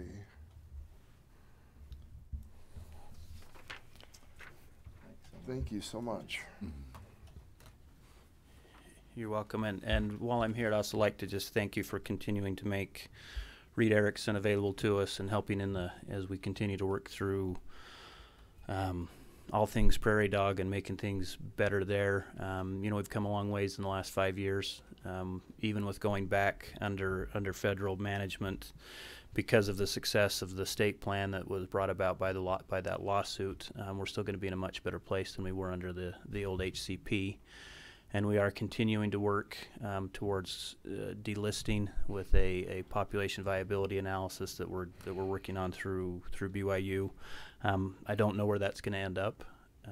We're still working through the data, but it looks promising so far, and we'll take it as far as we can with that. So, with that, are there any questions or any concerns you have for me? You're always welcome here with a check in hand. Most of the commissions feel that way at this time of year. You're always welcome without a check too. Thank you. We're sure appreciative of Jessica and the ease that we have, the relationship between the two entities, and how easy we're able to work back and forth. It's very appreciated. If I could clone Jessica a dozen times over, I could change the world. She's pretty good. So the GCP is, where do you think that is? It should be out by, they've told us 1st of April. Now they're thinking more middle to the end of April, but we have plenty of take within the HCP to bridge us to where when the GCP comes into play. So is the comment period closed yet? I believe so. So that's okay. I think so. I'd have to double check that, Commissioner, but I think it is. I know ours were submitted long ago. So. Anyway, Kevin, thanks for all you do for us. You're welcome. Thank you. Thanks so much. Okay, item number 3, discussion and possible approval for the Newcastle Fire Department Wireless Communications Facility Land Release Agreement, presented by Mr. Yaney. Thank you. I submitted that to the attorney and to the clerk, and we had just a little side discussion here. He has a couple of changes that he'd like to see made in the contract. I think they're kind of minor, so I'll let you. One of the concerns I had is it talks about government approval, and a lot of the approvals for this will need to go through the Planning Commission. I didn't want this agreement to affect how the Planning Commission conducts its business, so I just need to make some changes to that area for the most part. So you recommend no vote on it today? Yeah, and I think there were also some changes that they were going to request as well. In the first revision of it, I didn't include any verbiage about, or nounage as far as that's concerned, about the county having some free space on the tower for antennas. And then I spoke with John with emergency management. He kind of lined out what he would like to have in the dream world, perfect world. And so I gave him an application so he could fill out how many antennas and the weight and height and everything on them, so we could have that information. And so we included in this next version, I included some area, or our attorneys included some areas that talk about, you guys get free space on the tower and at no rent or anything. And so that's included in this, and I'll send that to him when I get back to the office. I'll send that to him, and then he can just redline that copy with any changes or things that he has that he needs made, and I would just suggest we put it on the agenda for the next meeting, and hopefully we're ready by then. Be through planning by then? No, this isn't to go through the planning process. It's just the agreement to give them a right to use the property. But after they get that agreement signed, then they'll go through the planning process. Yeah. Great. Does that work for you then, sir? Sorry, go ahead. Does that work for you? Yeah, that works. Yeah, that works. Next meeting too. I just had one logistical question about if the tower was to ever fall over, and I think you mentioned something about it. Yeah, collapse they're on itself, designed to but can you collapse. explain that in a little more detail, and how How tall is the tower and how far is it from the closest building?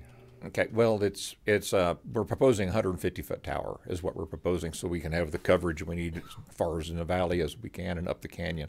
The towers are designed to collapse within their footprint, basically straight down, which we all know it's not going to come straight down, but it's going to come within, probably 20 or 30 feet of the base because they're designed to snap and come down.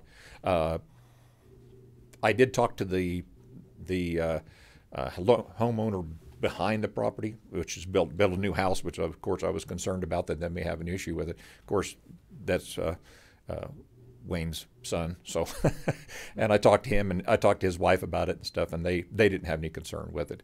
How close we were. I don't know the distance exactly from our tower to their house. I didn't measure that.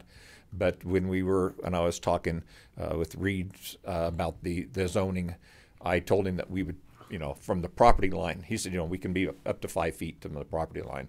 And I said, we would put our towers far away from the property line within our compound as possible so that, if we do have a failure, which honestly doesn't happen. I've been in this line of business for almost 30 years, and I've seen one tower come down, and it was a guide tower, not a lattice tower like this one, due to failure.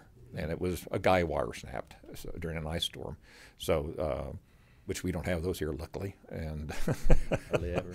But they're designed to come down relatively close to the base. They're not going to fall. They don't fall over 150 feet out or anything like that. So, yeah. Thank you. Mm-hmm. Any other questions? I don't think so. Okay. See you again in 2 weeks. Mr. Edwards, do you want a hard copy of what I? No, I have that already, I think. Oh, yeah, that's fine. Matter of fact, this is the whole packet. There's 2 copies of the revised one and a red line copy, and then the back's done. We'll have to have so we can write you guys a check. So, okay. Thank you. Thank you. That's the revised one. Revised one to sign. Okay. That is the revised one, Mike, isn't it, for item number 4? The one you said on my Yes. area? Okay.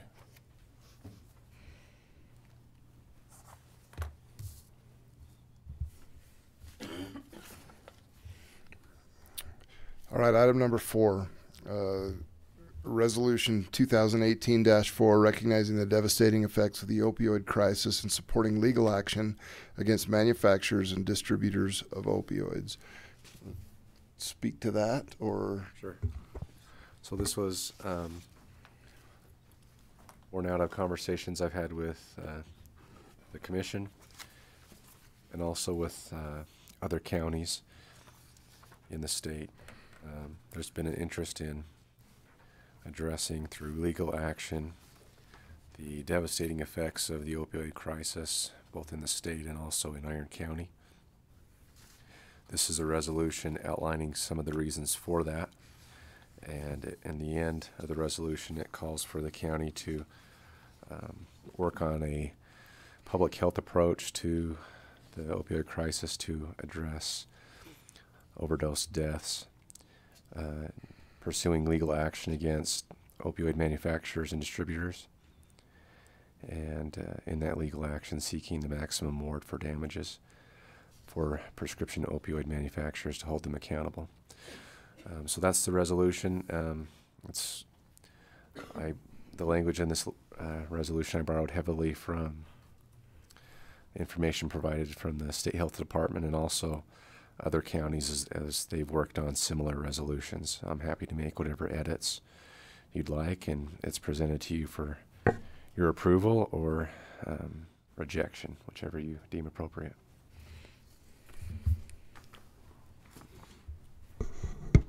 Call for a motion. I'd move to approve the resolution 2018-4 as presented by Deputy Attorney Edwards. Resolution recognizing the devastating effects of the opioid crisis and in support of the pursuing legal action against manufacturers and distributors of said opioids. Second. With our compliments and thanks to Mr. Edwards for quite a manuscript. Iron County Resolution 2018-4 has been motioned and seconded. All in favor? Aye. Aye. It is passed unanimously.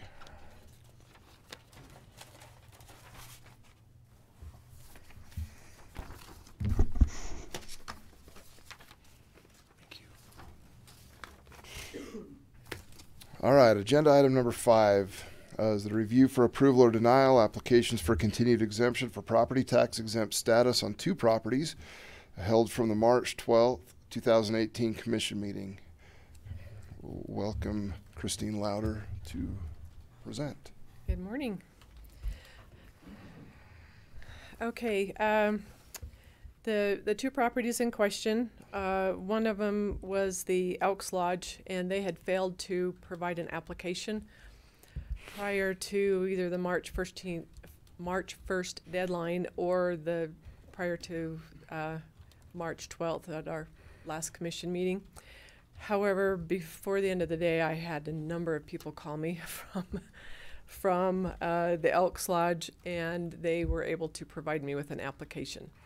So on that one, my recommendation is to accept it, even though it was late, and grant them the application or the exempt status as they qualify for the tax year 2018.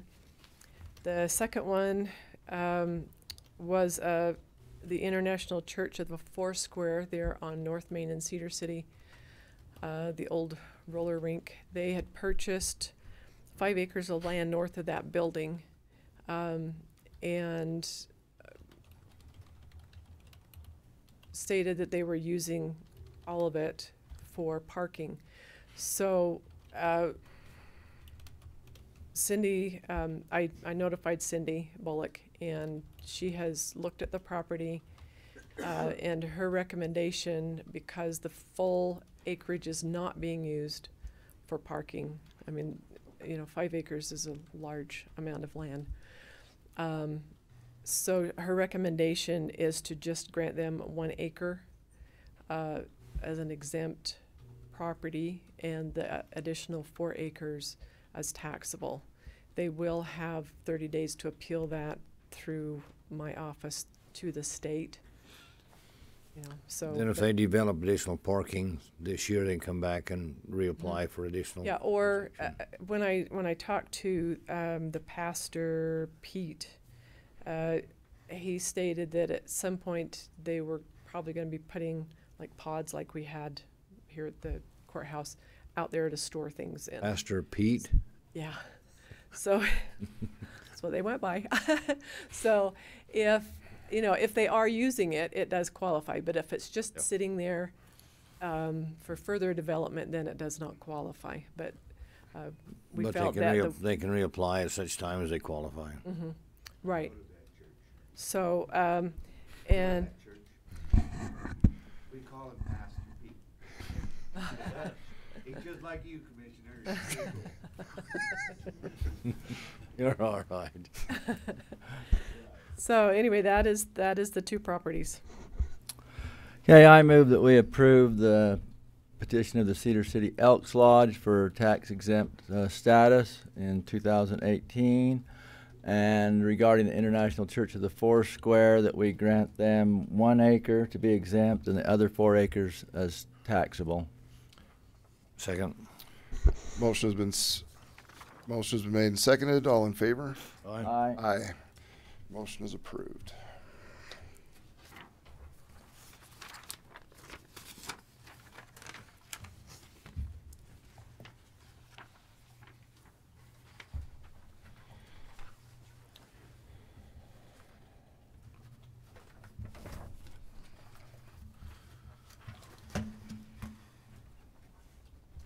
Thank you.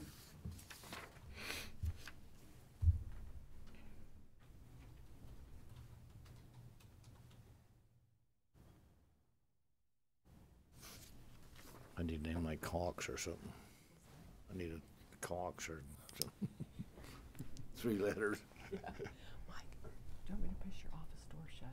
All right. I don't have anything. Item number 6, discussion and possible decision to offer settlement to ambulance customers for outstanding accounts receivable being collected by Gold Cross, as presented by our Iron County Auditor, Mr. Jessen.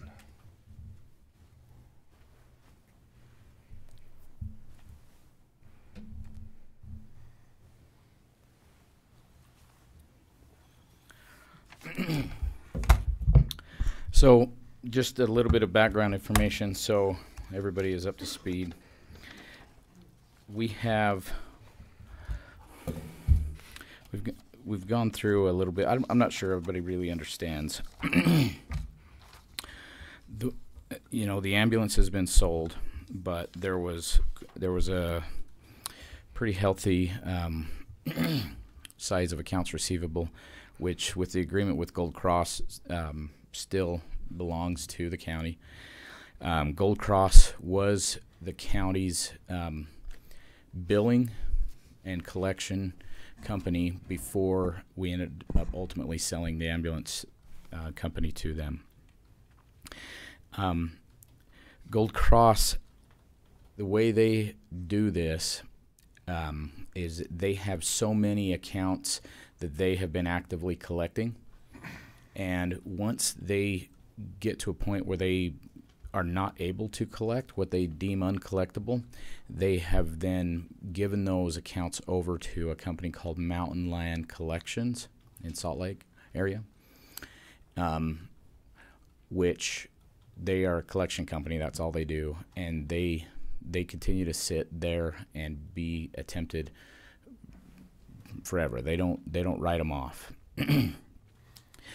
Technically, Mountain Land Collections agreement is with Gold Cross. In other words, Gold Cross is their customer, even though they are ultimately our collections, which belong to us. So when they collect from Mountain Land, it goes to Gold Cross, which they turn around and go ahead and deposit into a Zions bank account, which Nicole will tell you is a pain in her neck and my neck.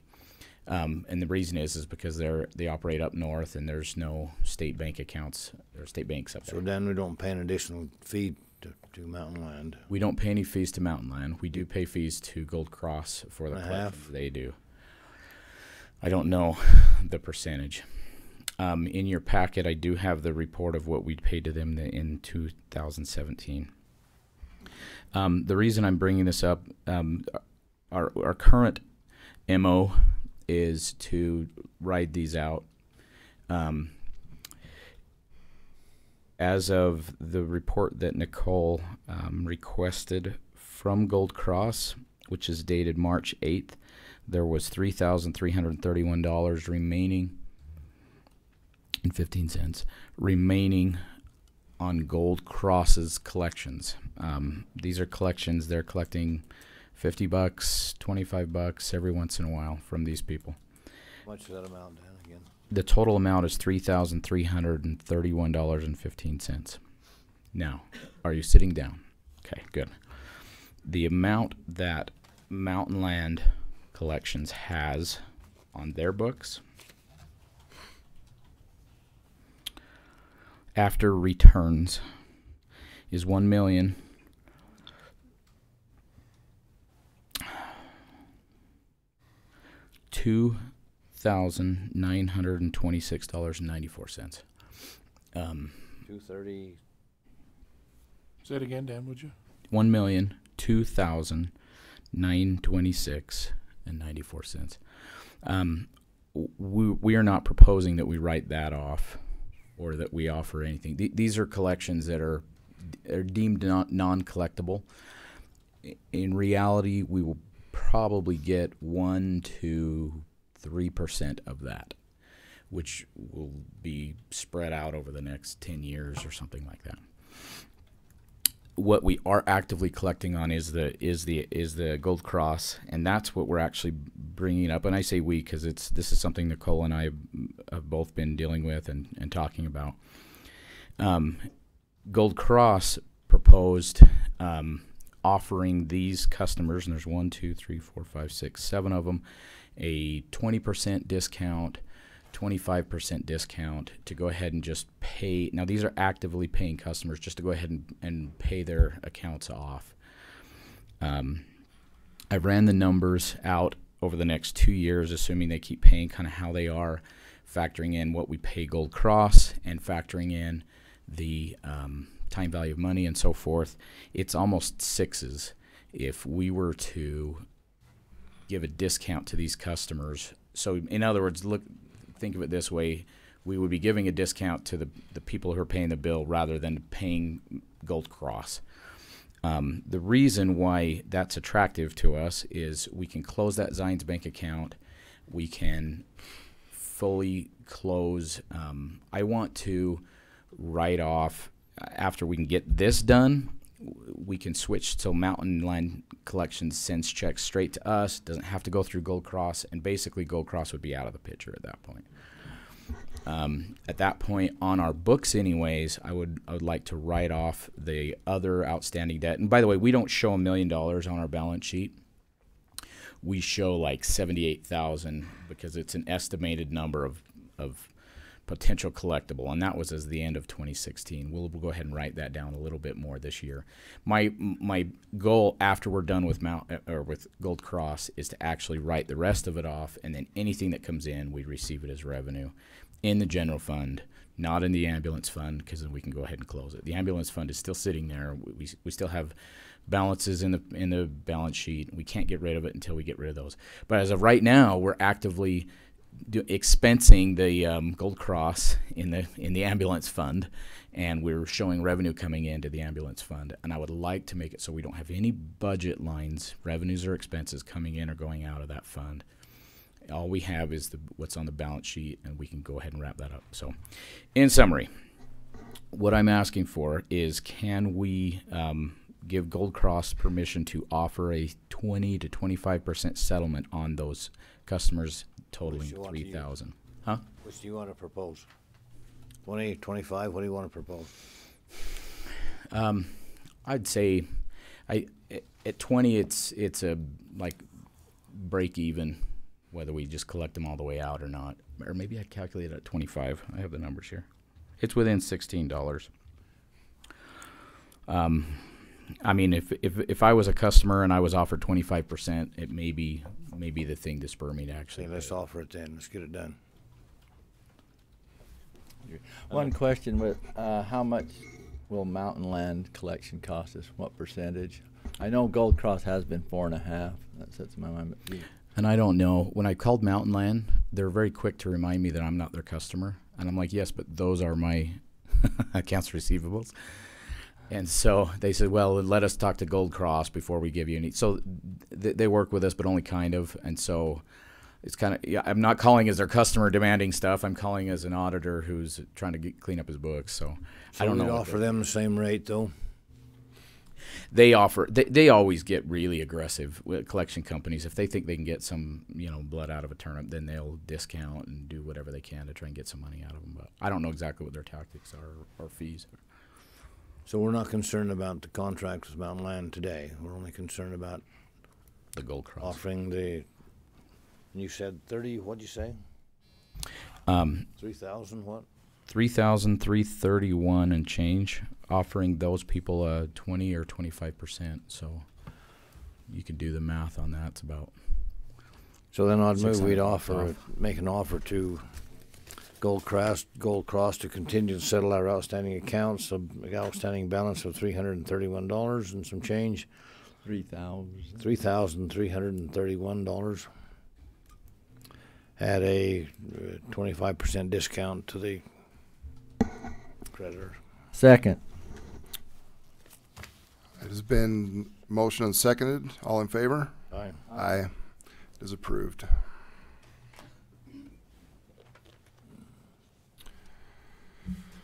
Okay, on to personnel issues. See, number 7. We're going to do elections. Oh, yeah. I thought I could go without the glasses for a minute, and I cannot. Yeah, number 7, discussion and possible approval of purchase of election equipment on state contract with the S&S. John. So I can speak to that. So the legislature passed an appropriations bill that included $4 million for election machines and equipment. There's a statewide contract that was entered into with ES&S, and that's the company that we will go with. It is estimated that, based on the quote that they gave us, our cost will be $128,000. when they came and visited with us, the total statewide cost was $6.5 million, and the state appropriated $4 million. So, somewhere north of half is paid. But they haven't quite got the algorithm as far as what they're going to break down as far as what we will get, but it should be more than half. So our initial outlay will be $128,000. And then we should receive more than half of that back. Another good thing that I was pleasantly surprised with was that the state allocated $500,000 a year to help with the ongoing costs. By comparison, in 2005, that was the last time the state really redid the voting equipment, and not accounting for inflation, but in 2005 dollars, the state spent $21.5 million on voting equipment, whereas this time it's estimated to be about $6.5 million, and I think that actually went down. Visiting with my colleagues around the state, each of us took the suggested amount of machines that ES&S suggested that we purchase, and we said, well, we're going to round down. We don't need this, this, and this. And so I presume that it's actually going to be closer to 6 or even a little bit lower. So the cost this time is not quite 4 times less expensive, but it is certainly a cost, as the commissioners have expressed. And anyway, it should be ready for this primary election. I move approval of the purchase of election equipment. I think we need to do this now so we can get our portion of the state money that's been appropriated. So I do move approval of the purchase of election equipment on a state contract with ES&S in the amount of $128,000, which we expect to receive more than 50% back with the cost share. And second, that proportion ought to be about 66% or 84,000, about 84.5 if based on those numbers. If the cost. Excellent. Okay. Item number 7 has been motioned and seconded. All in favor? Aye. Aye. Aye. Motion is approved.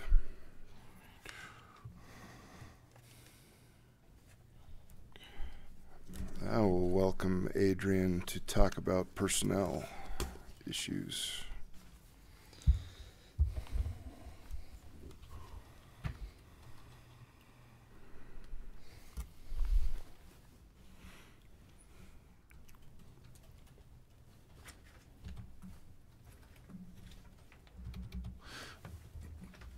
Closer to Shane this trip to last, or about the same It's mileage? getting further, Dale. I don't know what's happening, but It is. and I love snowstorms too. That snowstorm was fun. All the way from Spanish Fork, Canyon, it was, I just, it turns a fun trip even. Thank you, sir.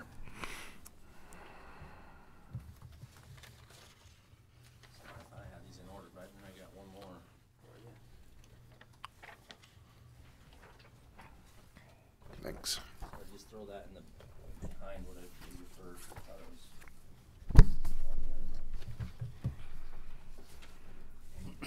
okay. A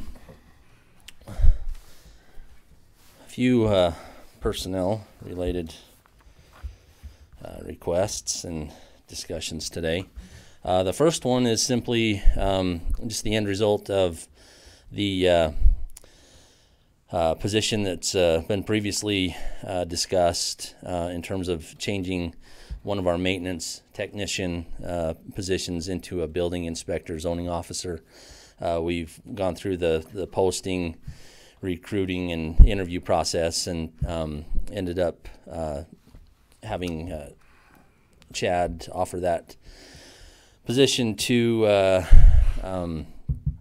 Nathan Dennett. He accepted. So the first personnel agenda item is just simply the requesting the approval of that selection with the effective date of yesterday, which is the beginning of our current pay period. Along with that process, we moving on to agenda item 2, there was discussion and good conversation, good problem solving between Lester and Chad and myself in terms of Lester had expressed some interest in that building inspector zoning officer position, just because not just because, but reasons being, basically if you stand back and look at it, it's a promotional opportunity. The pay range is a little higher compared to his lead facilities maintenance building project manager position. He had been doing some of the duties related to that in terms of he has obtained some building certifications, has some experience and education related to that job and had been helping out as needed prior. But we really couldn't and cannot really afford to have Lester go into that position and lose him and his experience and everything he brings to the table regarding the lead facilities maintenance and building project manager position. So it was discussed. Lester expressed an interest in maintaining those duties, but then we could update his job description, and that's the first handout that I gave you, is the highlighted job description with some of the minor changes, some of the additional certifications that Lester he currently has and has done on his own accord, but has agreed to maintain those certifications to where he can still help out with the building inspections and some of the zoning duties just on an as-needed basis. But this way we also get him some compensation related to those certifications, added responsibilities, and allows us to still move forward with expanding the building inspector zoning office, basically, and having Nathan begin with helping those with those duties.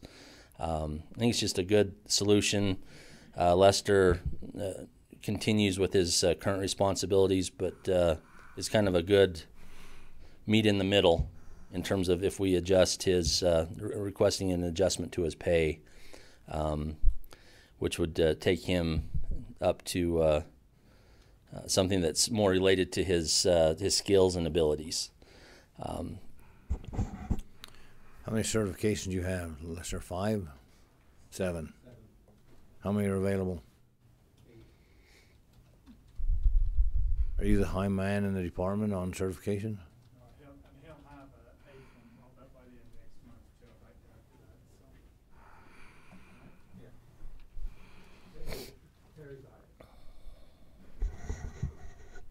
So Adrian, what you're really boiling it down to is we didn't take anything away. He's still project manager. If we had 2 projects going on again, like we just trying to complete, he'd still be doing those also besides lead maintenance. So yes, sir. That's really what we're doing here. Is so what's the hourly increase you're proposing? And for Lester, it's an hour, $1.43 per hour increase. Lester is hourly. It takes him up to 25 per hour. Even? Yes.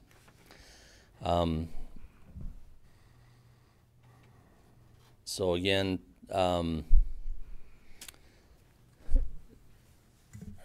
really it is not taking anything away from what he's currently doing, maybe adding to those duties as outlined in the job description that I provided, and really, quite honestly, probably just getting him where he needed to be,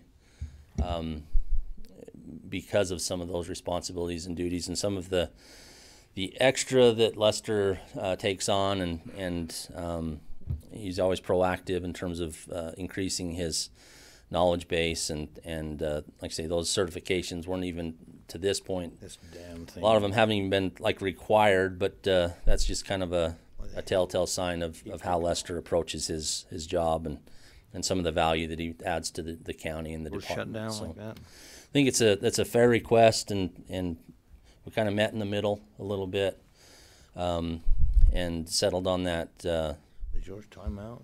that increase that just takes him up to $25 per hour. Give an increase on Nathan. That was actually just taking him to the bottom, the minimum of the minimum of the range of the new position. Is there an increase? There is an increase for him because he from the maintenance he goes from 1806 to 2089. What's the hourly increase? 1806. 283. Okay, Mr. Chairman, do you want to just do A and B separate? Yes. So then the motion is to approve the promotion of Nathan Dennett from Facilities Maintenance Technician to Building Inspector / Zoning Officer effective March 25th, 2018, with an hourly increase of $2.83. And approval of job description change for Lester Ross from Lead Facilities Maintenance / Project Manager. That's what we're moving him to. With an hourly increase of $1.43 per hour. Second. Motion, items been motion and seconded. All in favor? Aye. Aye. Aye. It's approved.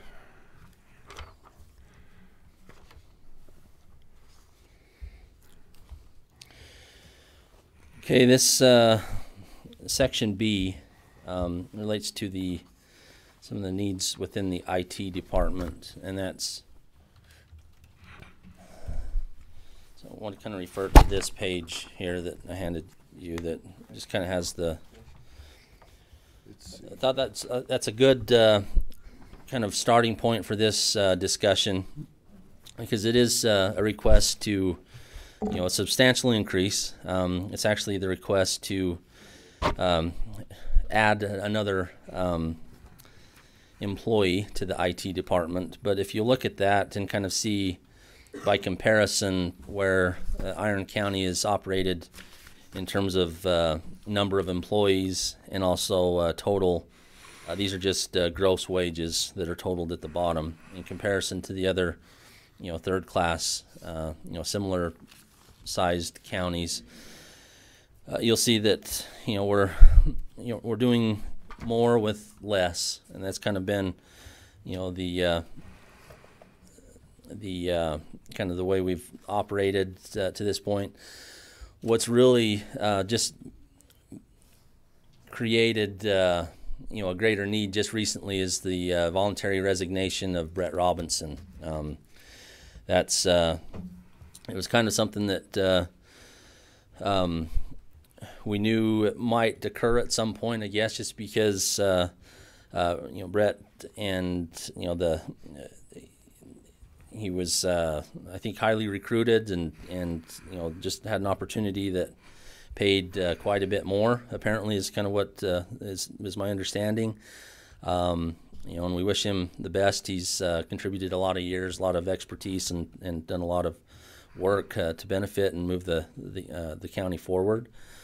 But we lost a lot of experience and things that were unique to his abilities. In fact, in speaking with Jared, and Jared, you might just jump in here anytime. It's just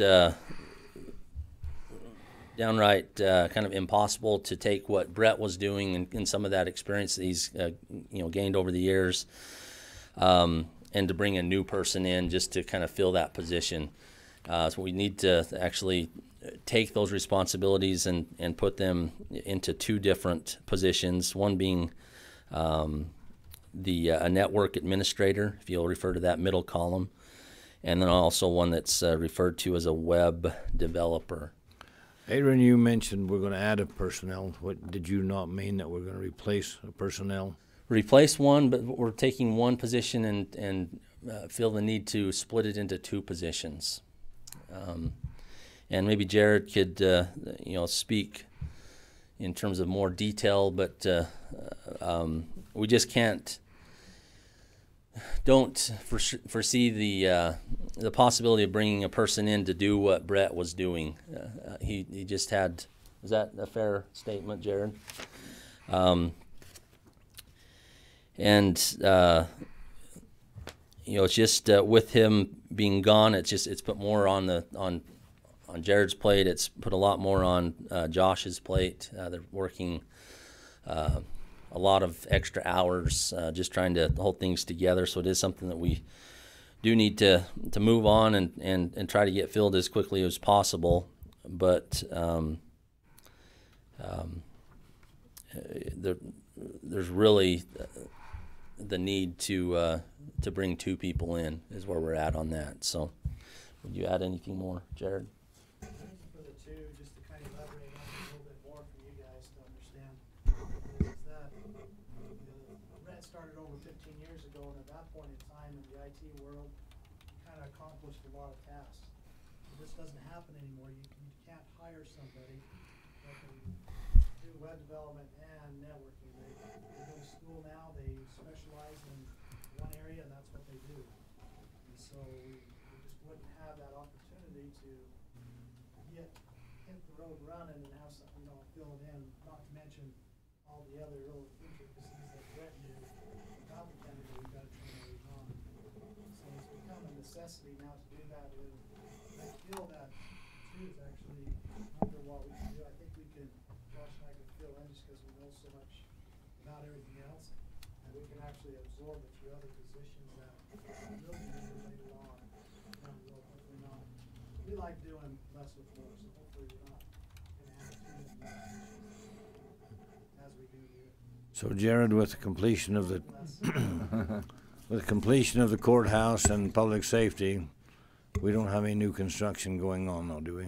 No, we don't, but even with those, it's, like right now, we're not really hitting any of the buildings minus just the layout stuff. So can we survive and do this at an increase or a consideration for increase in the budget this year, this fall? Personally, I don't think so. You can ask other elected officials, see their opinion, because I'm sure that they felt the pressure of not us being there to help out as quickly as they need. So, and that will continue. Have a hand. Debbie.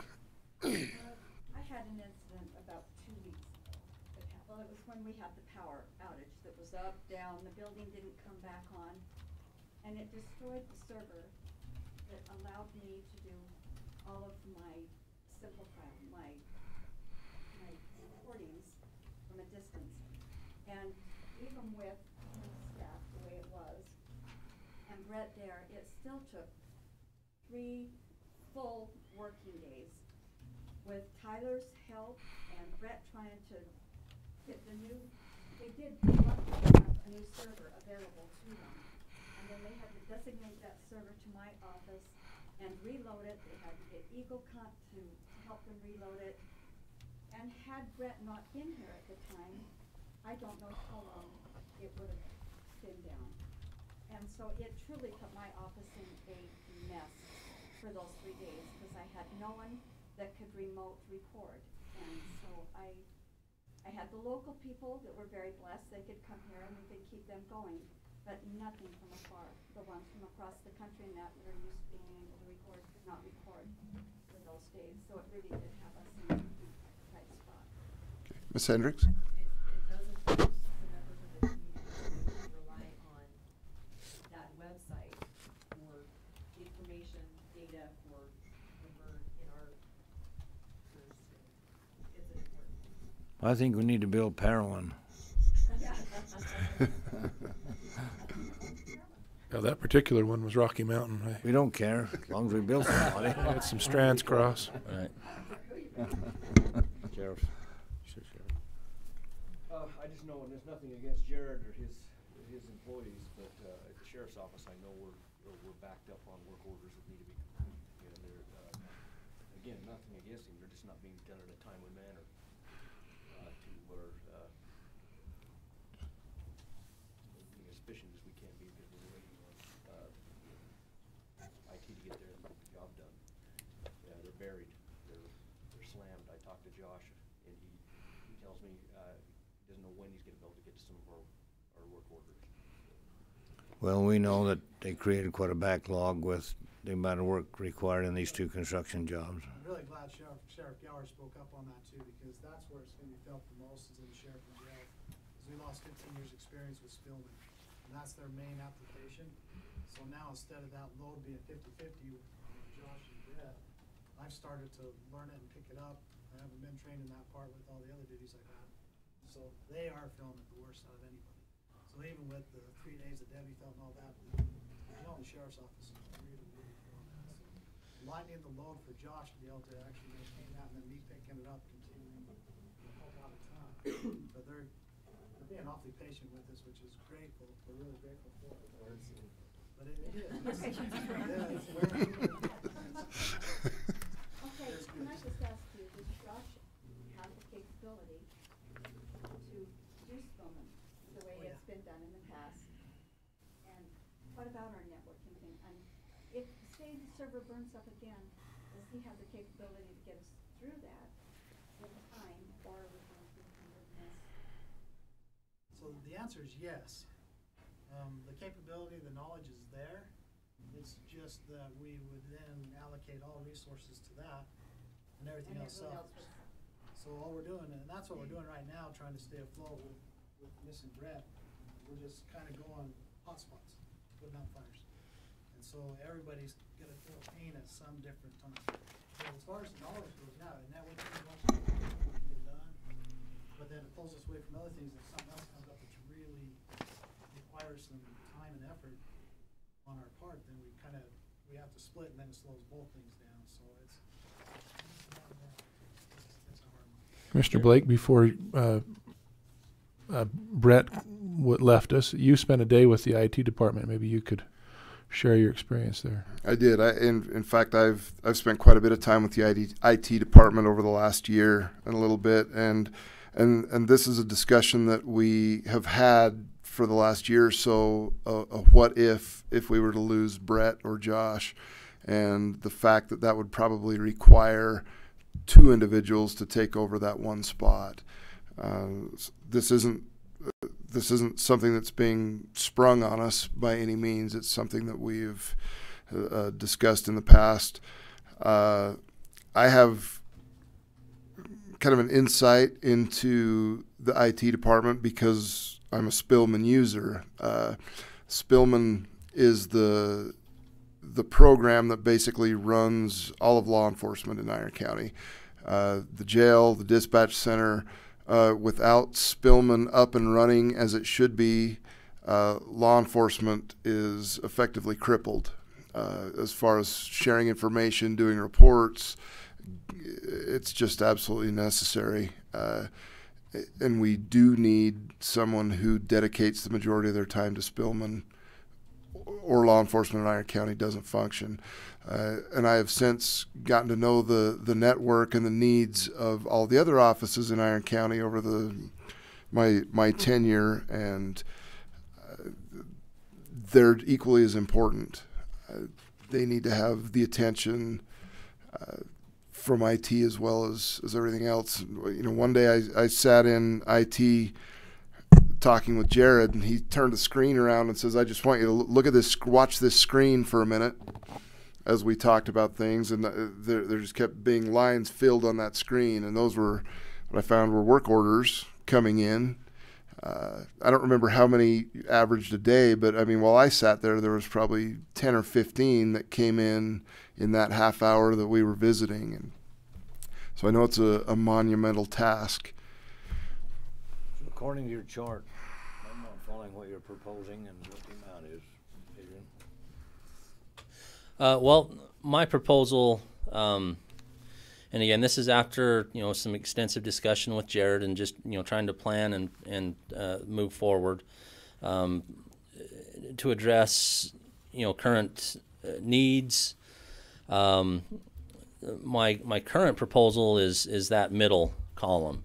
I think this is something that we've kind of seen on the horizon a little bit. I remember we had this same discussion in a commission meeting last year in terms of kind of what Commissioner Blake just referenced in terms of if we were to lose Josh or Brett, and kind of, you know, what Jared touched on in terms of how IT professionals, how they're educated, and kind of how they come out of, you know, their come out of school now in terms of a more specialized, narrow field. But I think there continues to be a need for us to address kind of a retention with our IT people, and to get, you know, we're continually trending kind of, not kind of, but at the bottom in terms of you know, comparison. I know Jared and Josh, I know they you know, work extra hours. I know they put the needs of the county ahead. I know they're not asking for the moon here, but I do think we need to be, you know, it's something we need to address in terms of an increase as part of a retention. So specifically, does one of these increase David? Like I say, in terms of retention, secondly, I think an increase for all of the IT personnel, including Jared, Josh, David, and then the addition of that extra position. So which one's the addition? We have the network administrator, which is the third line down from in the middle column, and the web developer, and that's part of the plan put together by Jared in terms of how he's brainstorming, how he's moving the department ahead in the future. Does that make sense, Dale? No. So so if you look on the first column, you've got System Administrator 3, the 64.5 where it says Iron Current, but now Brett is gone, so there's just one of those at 67,725. Okay, that's Josh. Well, that's the question. So that's Josh with a raise. David would move into the 64.5. No. Is that what you're saying? That's Josh.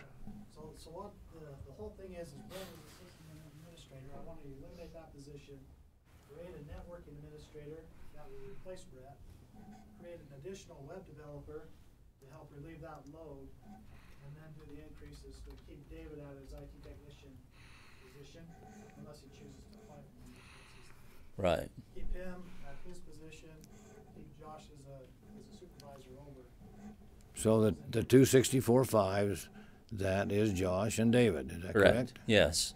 Okay, then you're proposing to bring one in at 47 or 32? No, I'm sorry, Commissioner. I goofed you up again. The first column, 64.5. That's what that includes Brett. So that doesn't reflect Brett vacating that position. So we're eliminating one of those 64.5 positions. That's Brett.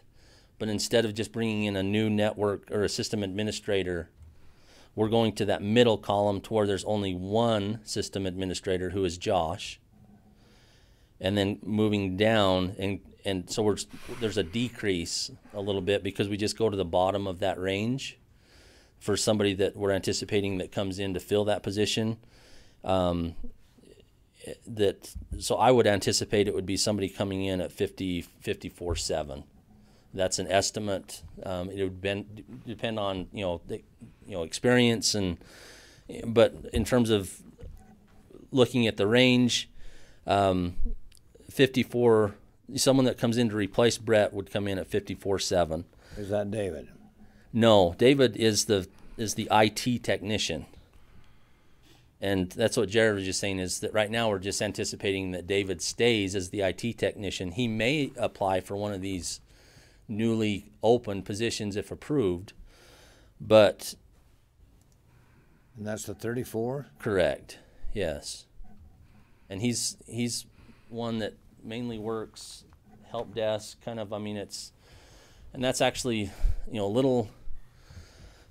This is just a step. I think it's something that we do need to address at budget time, but this is just kind of meeting in the middle for right now for the rest of the year, and then I think it is going to need another discussion. And IT costs, IT needs. It's just one of those departments that they just become more and more crucial in terms of how we operate. There's so much that goes into it, and it's not getting less complex, it's becoming more complex as years pass.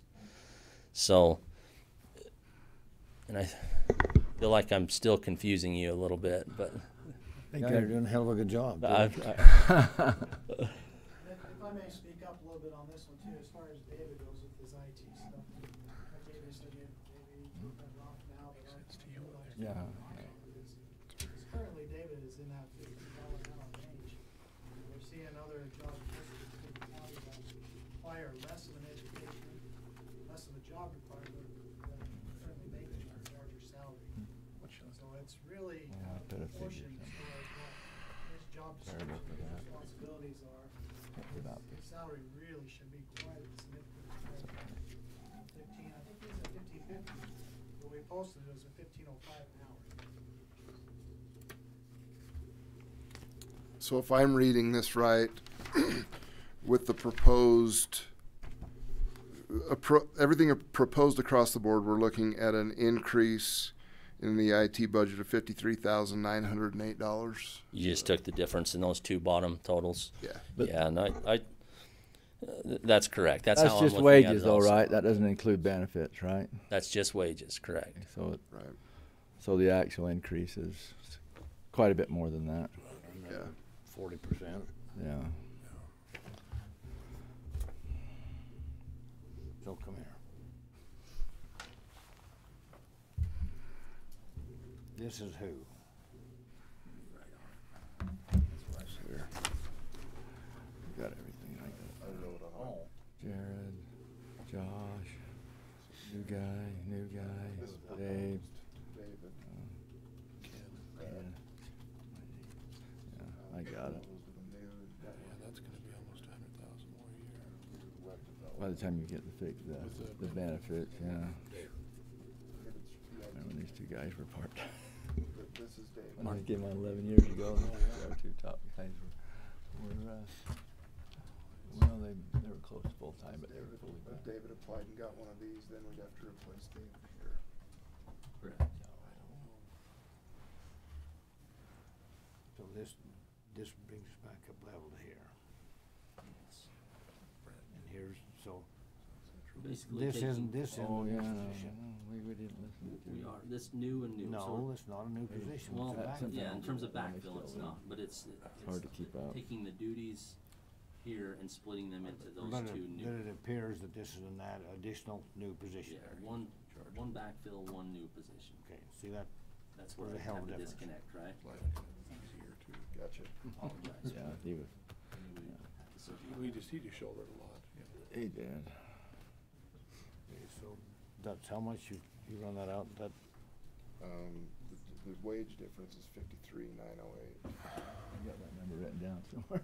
The 53,908. another 40%, there's another 20, so we're talking 75,000. That'd be a good estimate. So can we not? Might be time to talk into the microphone there. This and this. Well, number one, maybe we get back to the current, at David add the new position and look for the backfill at the new position and, I know he just said, And I guess it depends if David applies or is qualified for these positions, and that may be, I mean, David could be a potential backfill, but if not, there'd need to be a backfill as well as a new web developer. but it seems like we need to know what his status is. Jared? Hobble up here, will you? Just don't have crutches anymore. What's the likelihood that this is gonna advance? Okay.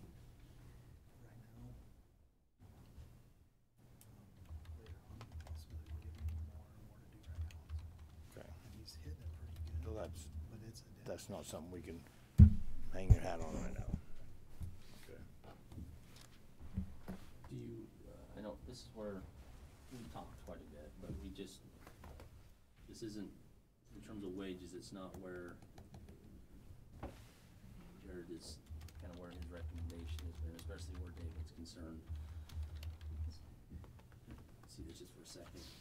In terms of recruiting for those positions, are we gonna be able to, I think, wasn't able to pin you down a little bit in terms of the starting, are we gonna be in the ballpark with? It's a little less than what you were asking, but I just, based on the file I got from the same job. Thanks, yeah. Took those around and see her. Josh and I try to do that 60 days. You clear on all that? Yeah, yeah. Yeah, as deaf as I am, I did get your conversation, yeah. So not, that's the difference, but Josh was like 30% into that range, so this is just the beginning point for his. That's where I came up with that number.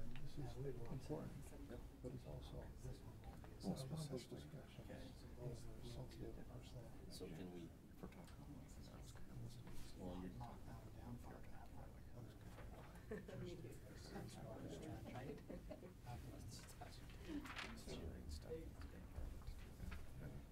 But I mean, that those kind of discussions, at least for the 30,000 foot level, would be administrative, not, it's not, it doesn't matter if you've got a court.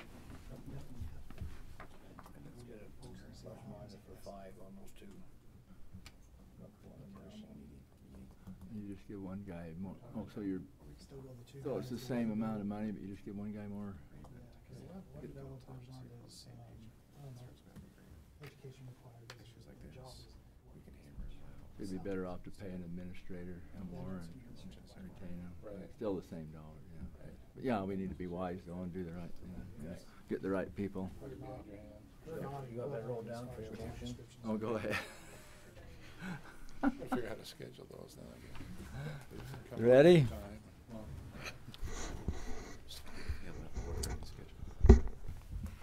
Okay, I move that we do the following changes in the IT department. Raise for the IT director from $75,650 to $79,432. We raised system administrator 3, who is Josh, from $64,500 to $67,725. Instead of having the network administrator and the web designer at the same level, we feel like the network administrator is a more skilled person. So we would add 5,000 to the 54,787. So that would be 59,787, and the web developer salary would begin at 49,787. So lower that 5 with the same net dollars. At least wages. It won't work out exactly that way with the benefits. IT technician would be raised from, that's Dave, from 32,198 to 34,025. That's my motion. Second. Was there a change? You didn't, there wasn't a change for GIS then? Didn't show a change on here. Okay, okay. We're not addressing that right now, right? Okay, sorry, I was just.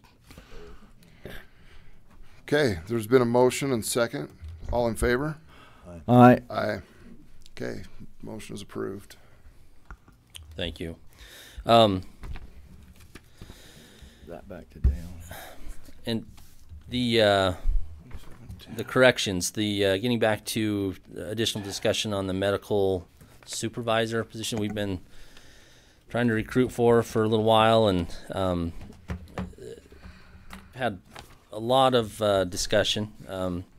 Lieutenant Cuthers has put a lot of time and effort into contacting other counties, other jails, in terms of how we meet the state requirement of having the presence of an RN. What was it? 3 times a week. 3 times a week, without hours specified. It's contact. 3 days a week with somebody with an RN certification. You said that's for prescriptions primarily, or what? That's one of the main overseeing the prescription part of it. Okay, good. Yeah, that's really in a nutshell. I mean, there's some more that goes into that, but it's really just some of the requirements and some of the limitations in terms of how medications. But no one on staff now can write prescriptions. Is that correct? Correct. And this would. Well, provide that we service. have a presence there because there's Dr. Newman then mainly Dr. Newman oversees the program, and But then no one on the PA. current staff can write prescriptions. No, the doctor is the one that oversees the whole facility. We have a PA that comes in. But the doctor's from the hospital. He's from, well, He has his own, he has his own practice, Dr. Newman. He's our contract. But he's not on staff, is he? He's not on staff, he's just a contract position. I'm clear. So that this provides that service He just oversees our medical. for the inmates. And that's a pretty common way to address, right? I mean, in terms of speaking with a lot of the other counties and jails, that's a common practice to contract those services out, and it seems to be cost effective. It works. I mean, but then we also have the, most of the, the day-to-day functions handled by our own medical staff that are trained in the ways of Iron County and the way the jail should operate. What we were trying to figure out is kind of getting the best of both worlds to make sure that we're compliant in terms of the state requirements, but also, having what we feel to be a system in place that works and functions, and Lieutenant Cuthers has said that she's seen improvements made and is satisfied and happy with some of the progress we've made over the recent months, where we've assigned Doug Johnson as an interim medical supervisor as we've tried to recruit for this position.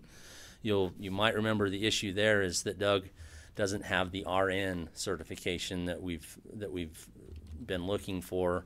Otherwise, he is a great fit and is doing a good job and is being. So Adrian, what's the dollar amount and who's the person we're talking about for approval? We want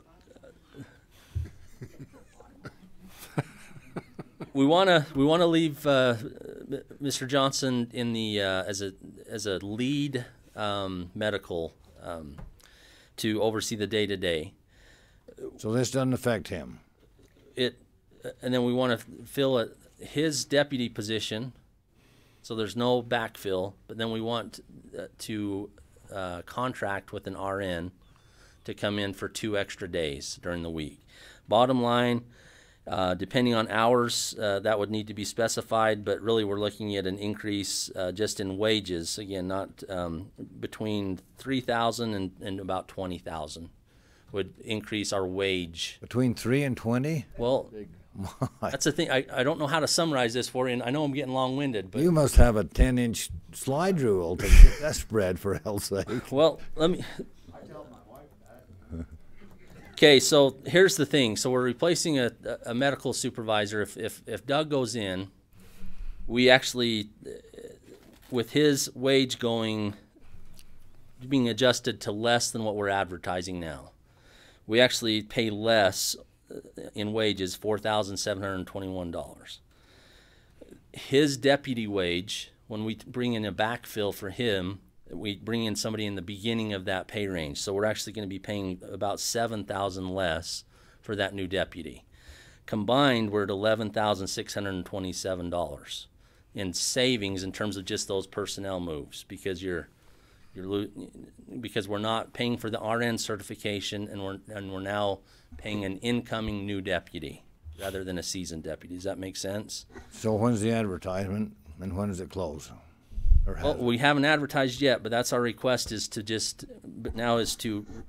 advertise to contract those RN services for 2 extra days per week, but with the hours to be determined. If we just bring in an RN for 2 days, and this is just a range, if it's 4 hours per day compared to 8 hours per day. So, but using those savings in terms of the wages that are paid out, we're still, and we're going to have to pay. I'm estimating this at about $35 per hour. So when you going to advertise? As soon as you tell me go ahead and do what I need to do. So if you advertise today, you can bring back a proposed thing in whatever, it's not 2 weeks, whenever we meet again. You can bring back a spreadsheet that details all this gobbly slop and a name and approval. Send us that on the email before the meeting.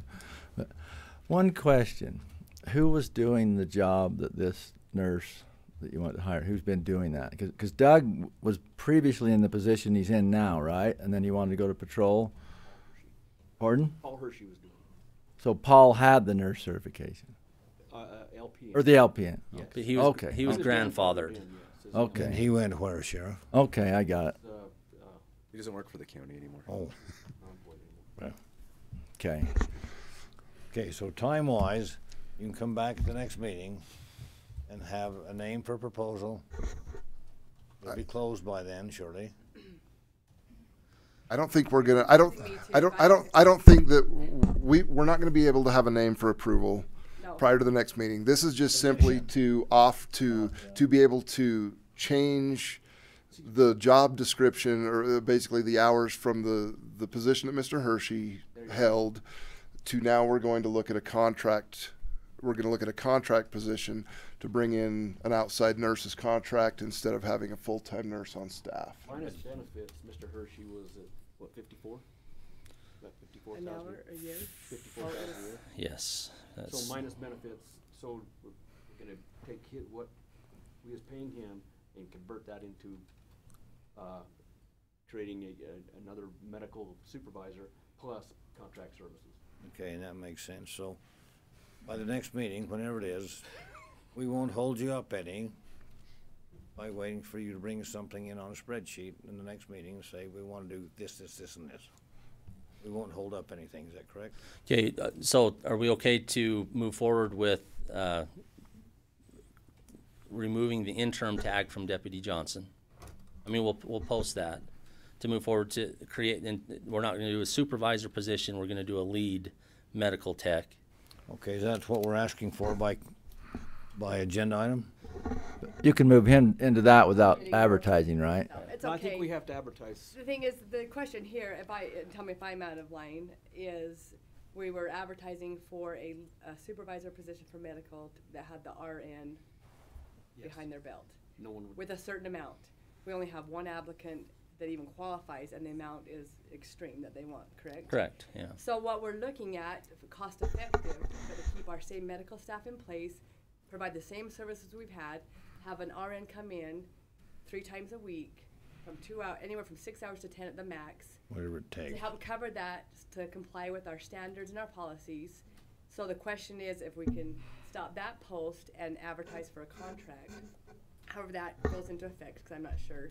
And maybe we can have the help of Dr. Newman, where he's our contracted doctor. In fact, we're meeting with him Wednesday. That's changed, but. Oh, has it? Yeah.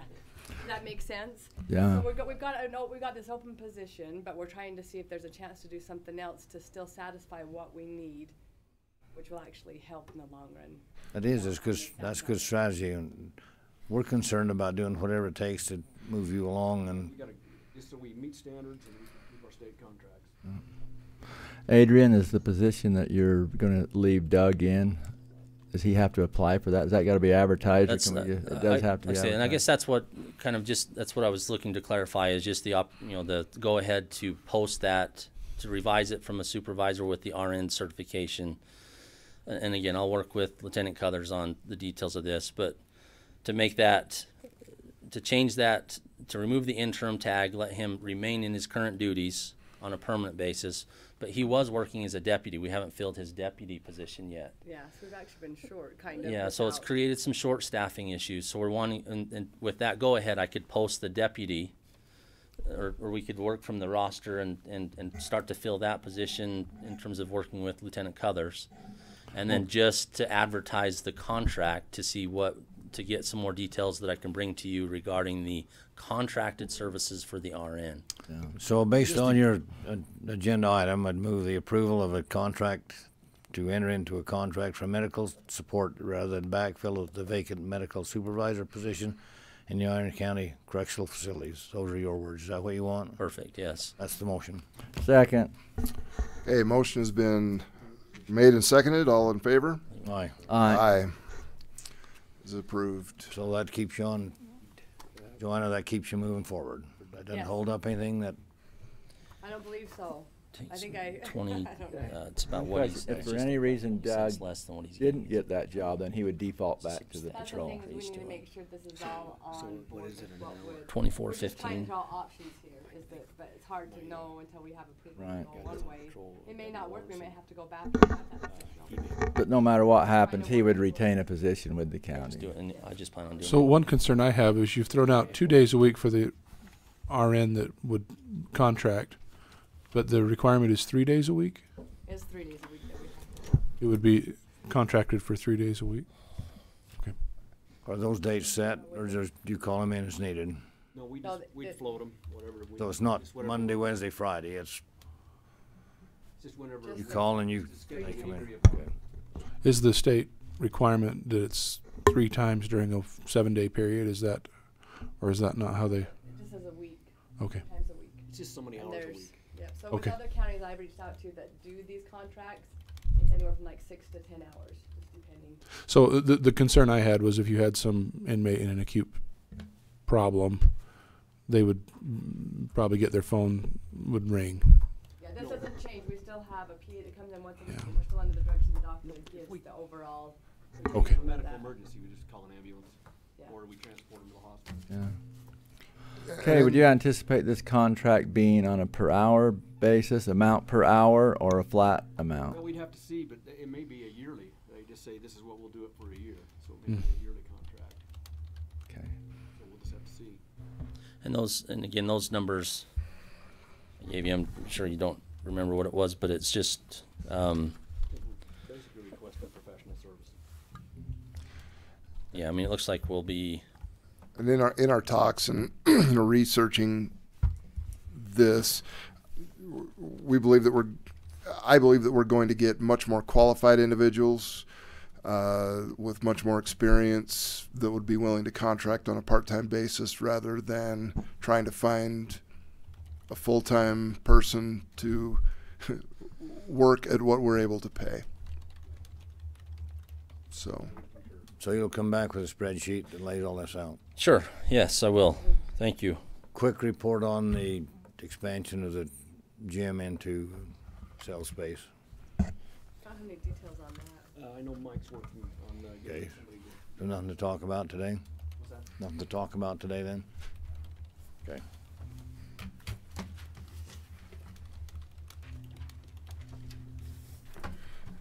prairie dogs, boards, or courthouse, any non-delegated?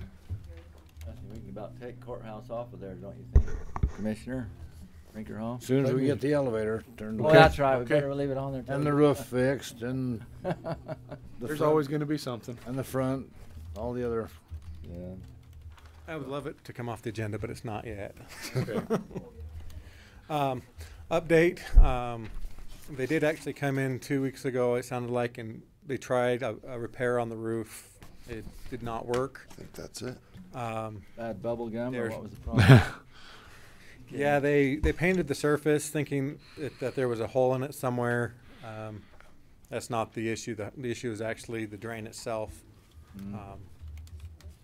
When they were replacing the piping, I'm assuming that the drain got jimmied in that process and is now leaking.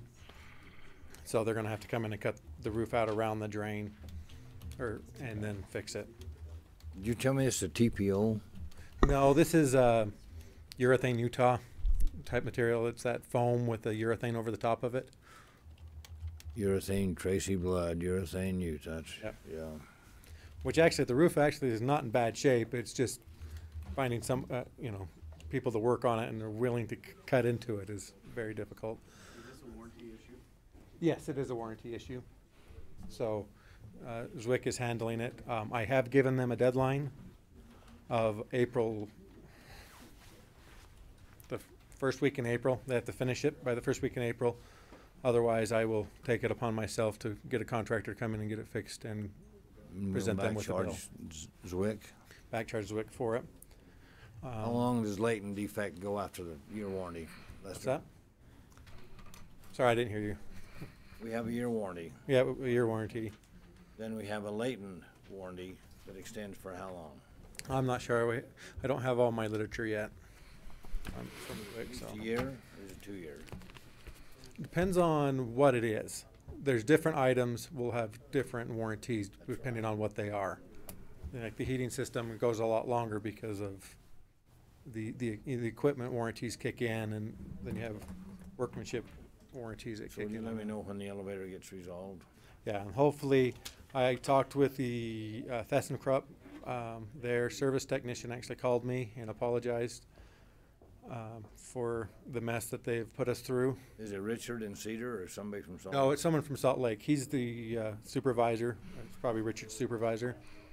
And they will hopefully be down here this week to get the elevator buttoned up, Is that and then they'll be covered in our working with the contract? inspector to get it inspected. So Are those fees, those costs? that's part of Zwick's contract. This is they're just trying to get what was done in the contract complete on that. On the election room downstairs, they are currently grinding the floor today, getting it prepped for the epoxy coating. The new T-grid has been installed. Electrical has been roughed in by Marshall and Evans, and they're actually moving right along on that. So the camera issue, we are going to have to go get new bids on it. We actually found out that the contract, or the ones that we were looking for, we lost a rebate on those on Friday because we didn't order them, and they've went up about 10-15%. So IT's going to have to look at that again. And Okay. Where are we with the next bill from Zwick? which one? Well, we just have some of that retainage money setting out there. That retainage money we could hold for a year. Well, that's kind of foul up Commissioner Breakerhoff wanting to get Because that's we how. have like 163,000 sitting out there. It takes a lot of money to run a county. Oh, goodness. The state actually states the statutes of what we have to hold. So we'll have to look into that. I've just been kind of waiting. Yeah, for a because bill to- it's one of those things, you hold it, and when you're done with that year and they've taken care of your warranty issues, that's.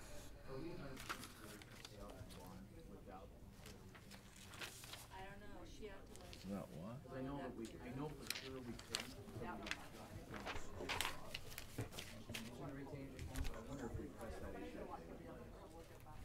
Because that's I hate to be a stickler, but that's standard. Nobody on the audio can hear any of that discussion, so.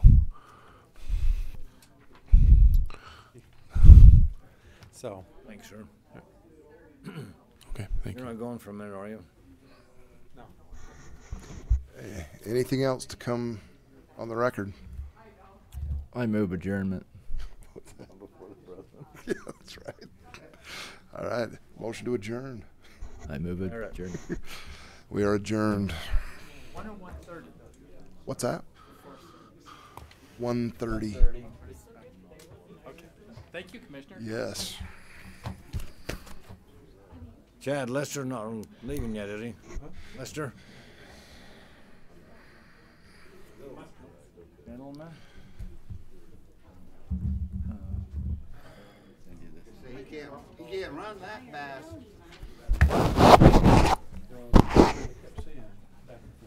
That's when I'm like, yeah, but it's okay. Yeah. Yeah. There was a couple of those where I'm like, refer to audio, because I didn't catch it. Yeah. So this audio is not great. I'm actually going to try and rip the audio from the YouTube video. Mr. Blake. So, No, actually, it is. can I just chat with you for just a minute about this thing I was telling you about the street sweeper? So? Okay.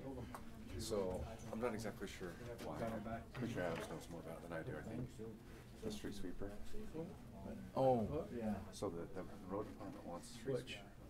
Seriously, wants to get rid of the street sweeper. City Last one, what? Street signs made. Oh, yeah, no, that was not on the agenda. That was, remember, that was from the last meeting, and they approved it, and Dale just wanted to report, but they weren't ready, because that was, Thanks, Johnny. you bet, let me just,